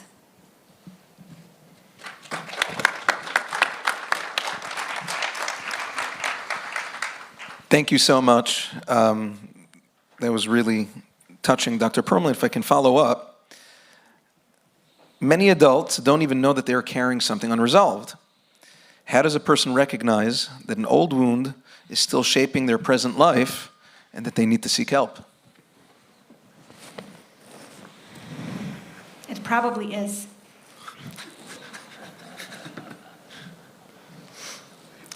When I was in seminary, and I remember sitting in class, and there was a Rav there that by the time it was like February time, I thought to myself, oh, there's something here I should learn from. Rav Orlowick. And it took me a few months to recognize that I'm going to need to really grab as much chachma here as possible because I'm not going to have this access when I'm going to need it. And I remember asking him just questions that I knew I would want to know. I said, what's the most important character trait in a person I'll choose to marry? I also asked him a question, what's the essence of parenting? And something Rabbi YY said reminded me of it. He said, talk less, listen more. He also said something that was reminded here, knock before. That could be spoken to some of what Dr. Zimmerman spoke about. Knock before. So what did he say? He said a piece that stayed with me and still does. He said flexibility. Then when I was in grad school, Dr. Cole Clank, who was the professor I chose to do my research with, she said, the way I describe mental health is in widening of options, and the way that I describe mental illness is in narrowing of options. Toddlers are trying to figure out the space between you and them. That's why they are the most rigid in the areas that they have the most need to figure out. We end up being rigid in the spaces that we don't have autonomy in yet. So I'm going to tell us two measures. That the more you find yourself very rigid and inflexible about certain ways that you think about things or relate to things, and that doesn't mean that this is not about values. This is not about you holding on to what matters to you. This is about now being able to think outside of the pattern that you're already thinking. This is about getting nervous if somebody tells you a different way of thinking. This is about being overwhelmed if someone just challenges you and not being able to integrate them. Ask yourself, I'll give you a suggestion, it works for me. if I wasn't afraid, how would I hear it? Very often when I'm afraid to do something and I feel my rigidity in it, that's the question I ask myself. Then I answer it first, and then I think about if it's still worth it because of my fear. I remember that was my experience when I had started to work with couples. I said to myself, I'm not working with addicts. It was almost as successful as a decision as it was to say, I'm not working with trauma. I felt rigid in that area. I was afraid. I was afraid, again, to face a layer of darkness that I didn't want to face. And I thought I made a pact with Hashem. Okay, so there's some places I won't go. I'll just go to the places that I feel okay with going. But the places that I was most rigid are the places that required most of my flexibility and learning. Those are the spaces that I feel like have expanded me in what I've been able to give the most. But there is a deeper measure. And this one feels really meaningful, especially in this space, because something I'm so grateful for to Ray of Hope is that when I speak for them and whatever work I've done for them is they don't stop at one layer of healing. They allow all the layers of healing. And what do I mean? When a trauma happens, there's a separation between you and the other, especially if there's a trauma from a person. You go inward, and you start to see outside, is the world safe? You start to measure people. Is this safe? Is this not safe? Can I come close to you? Will I get hurt? Can I be far from you? Is this safe enough? People and you become a measure of safety, not a measure of connection. But healing isn't just safety. That's foundational. That's basic. But the opposite of healing isn't just not feeling trauma. It's getting up and going down the chuppah, and it's trusting in a love that was taken from you. It's living a life that's full of vulnerability, like was said, hope, risk. It's going to places inside you that don't feel so safe, not because you're not safe, but because you're taking risks to love. Trauma takes away the natural safety and love, and healing brings back the aliveness to love with risk. I'm grateful for Ray of Hope because when I speak for them, I'm not afraid to talk about connection. I'm not afraid to talk about going beyond just safety, because they take the whole person into account. So what's another measure that you're getting better or that you're healing, or a measure that perhaps you need to look at something? That if you're able, this is one of the ways I could tell when a couple is emerging from either a trauma within the marriage or a trauma in themselves, is when they're able to start to think about the other's needs, not as a self-protector, but as connector. What does he need? What is my child really asking for me? What does my husband want from me? What is my wife asking of me? So that it's as close to you and far from you, not as a measure of how safe I am, but how willing am I to come close to you in order to be connected to you. So a measure of expansion of health is the ability to be flexible in your thinking and the ability to take the other into account for connection.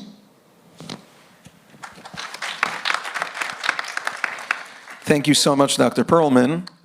Moving along to Rabbi Jacobson, this seems to be a popular question from the crowd. Baruch Hashem, there are a plethora of mental and emotional health resources in the community and beyond. When it's very apparent that somebody in the family or somebody you know, you love, needs psychological help or emotional help, whatever it is, and the person vehemently refuses to see anyone, Baruch Hashem, like I spoke about before, I was born and bred in Queens. I've lived here for almost 40 years of my life, and I straddle both the Sephardi and Ashkenazi worlds pretty seamlessly. I can tanz by Beide Chasanas. And Who do you like more? That's a question for my mother and my father. The Chida, Maran HaChida, Rabbeinu Chaim Yosef David Azulai, writes in one of his Sfarim, I believe it was in Kesher Gudal. His father was an avid Sfaradi, Rabbeinu Rafael Yitzchak Zerachia Azulai. His mother was an Ashkenaziyah. Her name was Rachel Heller. And he says, interestingly, that Sfaradim, the shoresh, the root of their neshama comes from nitzotz mi Bet Hillel, comes from Beis Hillel.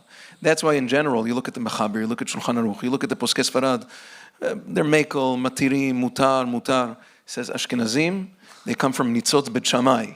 That's why mahmirim, asur. That, he says, but it's interesting, he says, there's a Gemara, Eruvin, the Yud Gimel Amud Bet. The Gemara says that the truth is that Bet Shammai was mechadedet feh. Bet Shammai was more erudite in Torah knowledge than Beis Hillel. And yet, Beis Hillel had a special schus, why the halacha in Shammai was determined like Beis Hillel. The Ari HaKadosh writes that in Olam Haba, the halacha is going to follow Beis Shammai. Because in terms of Chachmas HaTorah, Beis Shammai was higher up than Beis Hillel. And he says, the koach of his atzlacha, says the Chida, was this fusion between his Sephardi father and his Ashkenazi mother. That's what Maran Chida writes. Interesting. So, just by means of introduction, we live in a very, very stereotypical, stigmatized, highly stigmatized Jewish community. And certainly among Sephardim, that's the case, where people will refuse help and it's a sign of weakness. And, sometimes it's only, you deal with things, especially in the Sephardic community, by gathering the grandmothers together and, them having, laying down the law and putting things to bed. What do you do? How do you tell somebody, or how do you bring somebody who desperately needs professional help to take advantage of it, whether it's professional, whether it's pastoral, rabbinic help, and the person is just completely not budging? It's a great question. Probably I would think that Dr. Perlman and Dr. Zimmerman probably have better answers for this, because this is what they do probably a lot of the time. My husband doesn't want to come, my wife doesn't want to come, my mother-in-law, Bechlal, doesn't believe I exist. My father-in-law already made a matzeva for me, whatever. I mean, the only thing I could say is, outside of assassinating them, you mean? What should I tell you? I don't know. Why do people go for help? People go for help usually because they're desperate. Usually, very few people go to help because of seeking enlightenment. Most people I know that go to help is because their egos have been crushed and shattered. They're losing their balance, their sanity. They hate every day of their life. They're anxious, overwhelmed, despondent, desperate. Life has become dysfunctional, unbearable, and they finally are getting the message that they need help. How to bring somebody there without them, I don't know. I don't have an answer for that. I'm sorry.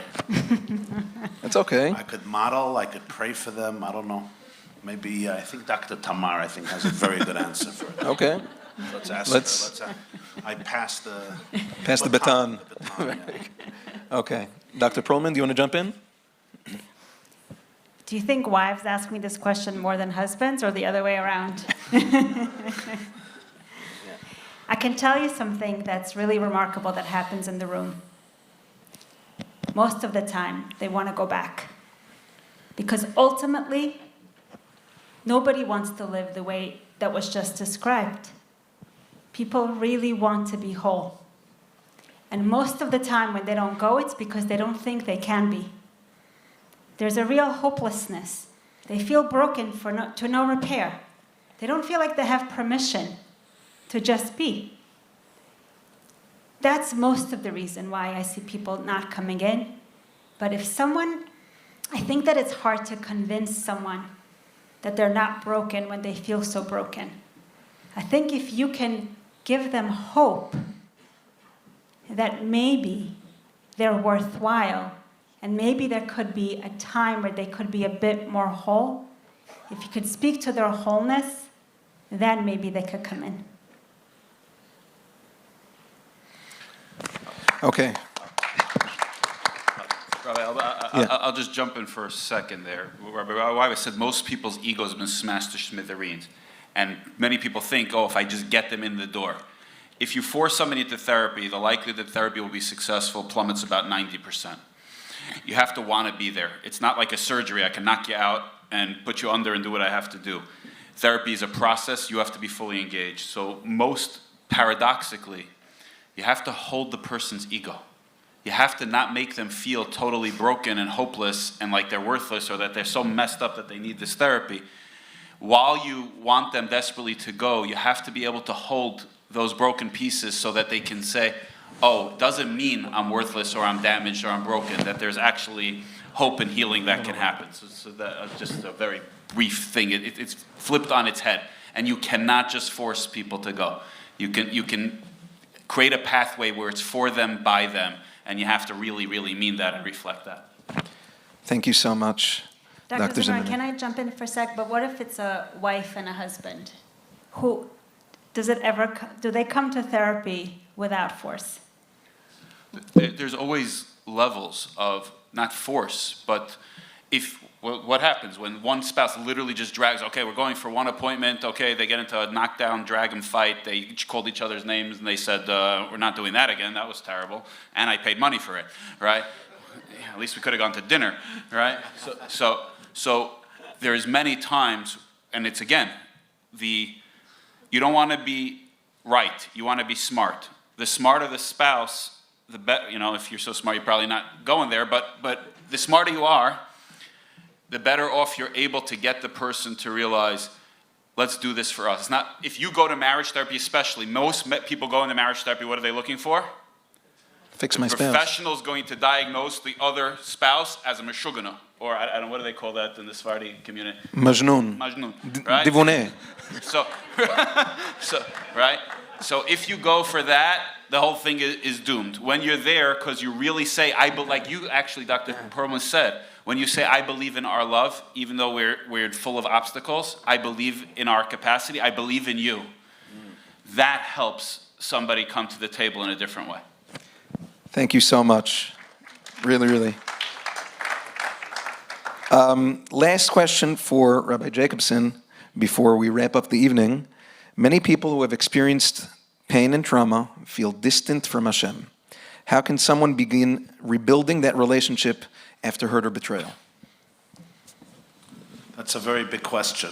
And we first have to be able to acknowledge the pain, and I think we have to grieve. We have to grieve a relationship with God that was really shattered. You're a child, we grow up about certain perceptions. Hashem is supposed to be my best friend. Hashem loves me. Hashem is going to protect me. If I do Torah and mitzvahs, I'm going to have all the good things in the world. And all these other types of things that we grow up with. And then something happens. Maybe we were very young, maybe we were a little older, and everything gets shattered. Everything gets shattered. And especially if it's abuse from people who we trusted and people who were supposed to model God's love, it becomes a disaster. Really, really a disaster. And naturally, as Jews, the first one we blame is Hashem. Einaid Malvada, he's a Kal Yachal, he runs the world. Onasana Taikef, who else should I blame? Hashem is more culprit than anybody else. Sometimes people blame Hashem more than the perpetrator. Because hashgacha pratit, and if Hashem didn't want it to happen, it wouldn't have happened. And they always hear lectures, gamzu l'tova, and everything is really good, and everything is amazing, and chayav adam, all the very powerful things. And if this is not dealt with, Hashem becomes worse sometimes than the worst perpetrators. What's even worse now is like this. When you curse out your perpetrator, right, nobody's going to say anything. But if you get up in your yeshiva, or in your house, and you start talking about Hashem this way, God is going to punish you. So now, it's like a double abuse. First he abuses you, What's worse than abuse? That the abuser has to become a tzaddik. You understand? You understand how warped this thing is? Do you understand the levels of dysfunction in religion that many of us experience today? But if you say any of this, he's going to punish you, especially in the month of Elul, because then his moods are b'chlal, whatever. So like from Elul till Yom Kippur, he's the sweetest guy who ever this. In the middle of the winter, I don't know, maybe Hanukkah time, you could, even then, be careful. And remember, every word you say about him, you're going to get so punished. So he's the perpetrator in your mind, and now he's also the tzaddik in your mind. What do you think this does to people's nervous systems? Does anybody know the results of this? And what if you're sensitive? And most people are sensitive. And those who don't believe they're sensitive are usually even more sensitive, so they're not allowed to believe it either. Right? And what if you're authentic? And what if you actually need deep connection? It becomes a disaster. And that is why, for many of us, Yiddishkeit has become a corpse, a dead reality. A dead reality. Because, it's not anybody's fault. It's because deep, deep down, we know everything. Deep down, the soul knows all the truth in the world. And when we are busy creating a fakeness and a truth instead of the real truth, it haunts us on every level. And that's why Shabbos, Yom Tif, for many of us, it's an outer experience. We're trying so hard. We're trying to have kavanah by Kiddush. We're trying to enjoy learning Mishnayos. Everybody in their own way, we go to this grave and we think this tzaddik is going to liberate us from our stuff, and then you go to a makubal, whatever, and then you do clips, and you do a new achlata and a new kabbalah, and then you learn Mesilas Yesharim, and then you learn Chavos Alavavos, and whatever it is. And at the end of the day, deep down in your heart, you're like, this is a curse. If you don't know what I'm talking about, fine, you could leave. But there's probably 2 or 3 people who know what I'm talking about.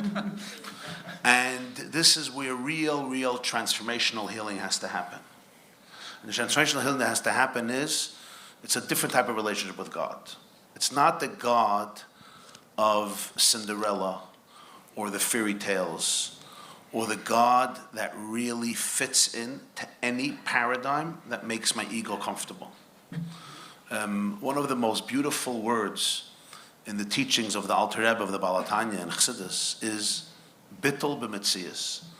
Bittul b'metzias, in my mind, for me at least, is one of the most healing words. What it means is the courage and the freedom of the human soul to surrender every last vestige of survival instincts and ego.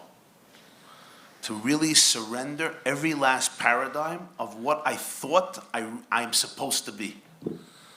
And when I have the courage to surrender that, and you can only do that with a lot of good trust and help. It's not easy to go there. But when I can really do that, something can shift in me. What shifts? Suddenly I realize that my greatness is not based on who I thought I was or had to be. My real greatness has to do with an invincible, transcendent, infinite, divine core that you can't even articulate in words. I think Dr. Perlman said before that healing doesn't really make sense. You know that. What does it mean it doesn't make sense? Why not? It doesn't make sense because if you take a phone, these phones are brilliant. You take a computer and you smash it 3 times, it's kaput. You call the Cheva Kadisha. If you smash it 50 times, kaput. A person is also a machine. You can ask all the professors in Harvard. We're all sophisticated machines. Somebody took it and smashed it 3 times, 4 times, 20 times. Kaput! Done. Dead. What else is there? And suddenly, from nowhere, there's something that never broke. Never broke. And the reason is, Hitler wanted to kill God. He couldn't. Nobody could kill the God inside of you. But to find the God inside of you, you need to let go of all the other gods. All the other gods you have to let go of. And you surrender everything, and in that experience of surrender, it's an experiential embodied feeling, something opens up in you where you're like, wow, what a light inside of me. What a light. What a light. Those of you who have been sexually abused know something, and this is it. Your soul saw every time you were abused. Yeah. Your soul knew everything that's happening. Your soul felt all the pain. Your soul watched it happen. And yet, your soul remained unbroken. The moment you notice that, the moment you observe that, your life will be changed forever. The moment you will encounter that. I know somebody, pretty big atheist, and I asked him, how did you find God? And he said this. He said he dealt with crazy, crazy sexual abuse and emotional abuse and other forms of abuse. Crazy situation. And a very, very good guy, really wonderful person. And he said, and at one point, he let go of everything. He's like, I'm done with God, I'm done with religion, I'm done with my family, I'm done with everything. And he literally let go of everything, and I'm not even guilty anymore, this is all sick. And then he leaned into himself, he told me, and he realized that his soul saw everything. He knew everything. And he was 3, 4, 5, 6, 7, whatever. And there was a part that knew everything and watched it and said, I will not let lies take over. I will become an ambassador of authenticity. And that soul felt the need to protest all the cover-ups. And he asked himself, who is that guy who knows everything? And was not shattered. Why am I not a loser on every level? Why is there one little centimeter of dignity inside of me that says, these lowlifes will not get away with it? Why? Where is that from? I should have been shattered. I don't exist anymore. And he says, and that's when I knew that that's only God. That's what Hashem is. He's infinite, beyond time, space, and matter. And you're a chelik alakam imal. And then your relationship with Hashem becomes a different type of relationship. It's a different magnitude. It's an infinite relationship. And then, but why did God do this? We don't have answers to that. It's not that you need an answer, you have an answer, you don't have an answer. You live in a frequency where you realize that logic can capture less than 1% of life. So you have to ask yourself this question.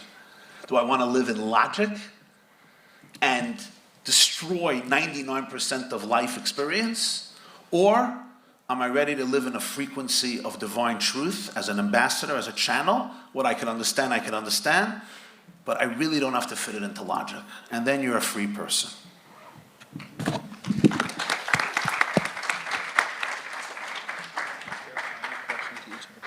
No, this is, I think this is. In closing. Very beautiful questions. Yes, Baruch Hashem. Very, very insightful. I just want to close off the evening with a thought that I remember vividly hearing from my Rosh Yeshiva many years ago. You know, in yesterday's parsha, in Mishpatim, the Torah speaks about it twice, once in Parshas Mishpatim and once in Kiseitze, about an individual, a man, who does the most heinous kind of actions to an unmarried young woman, destroys her life.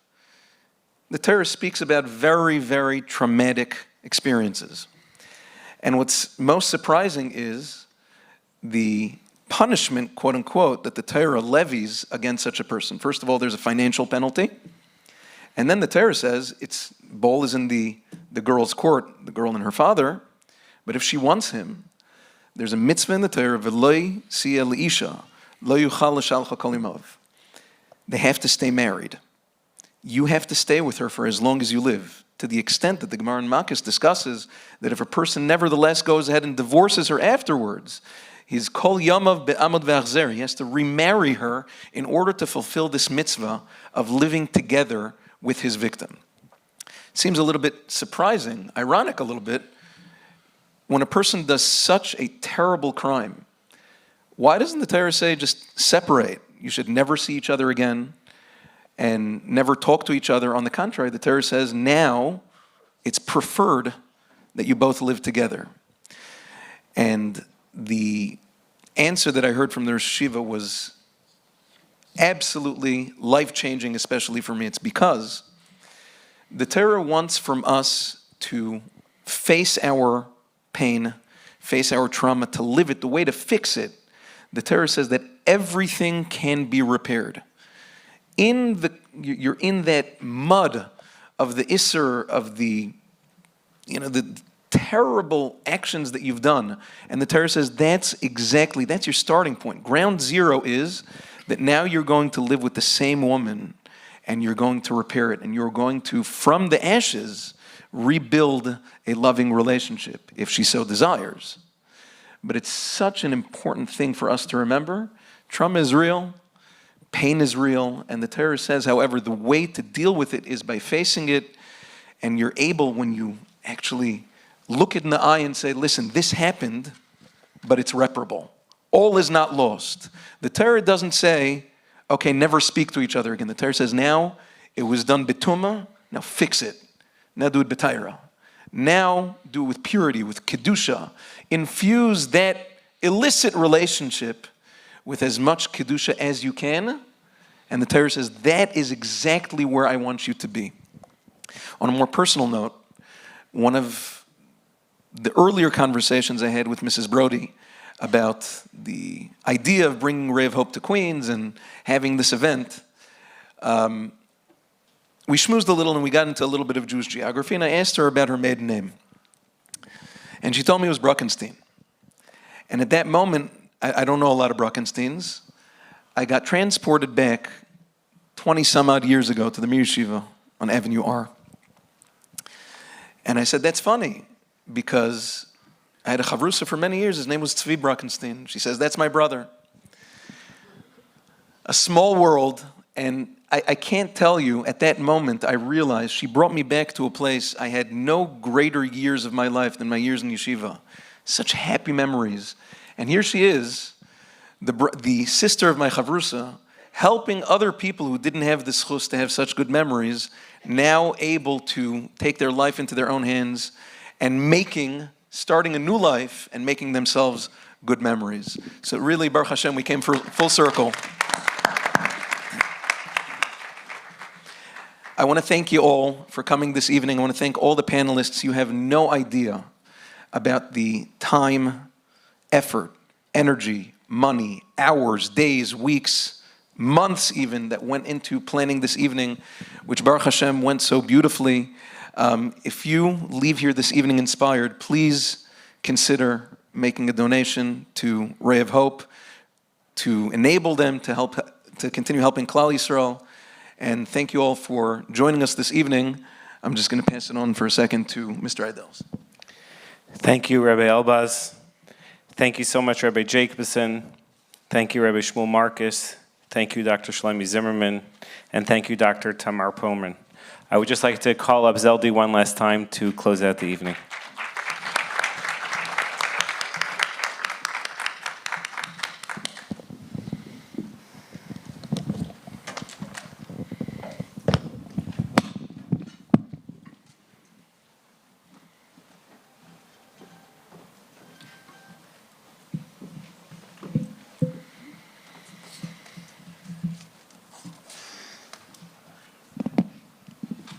I wasn't planning on coming back up here, but I had to. For those of you that know me or know a little bit of the history of Ray of Hope, know that nothing actually makes sense in all of this. I never ever intended to open up an organization. That was never something that I ever thought would ever happened. So standing here in front of you all, I am like in awe, at a total loss of words. And I want to just thank you all so much for being here tonight. Yehuda, what you have done, what you have started, and Rich and we're going to really bring this to so many different communities. I want to personally thank you so much.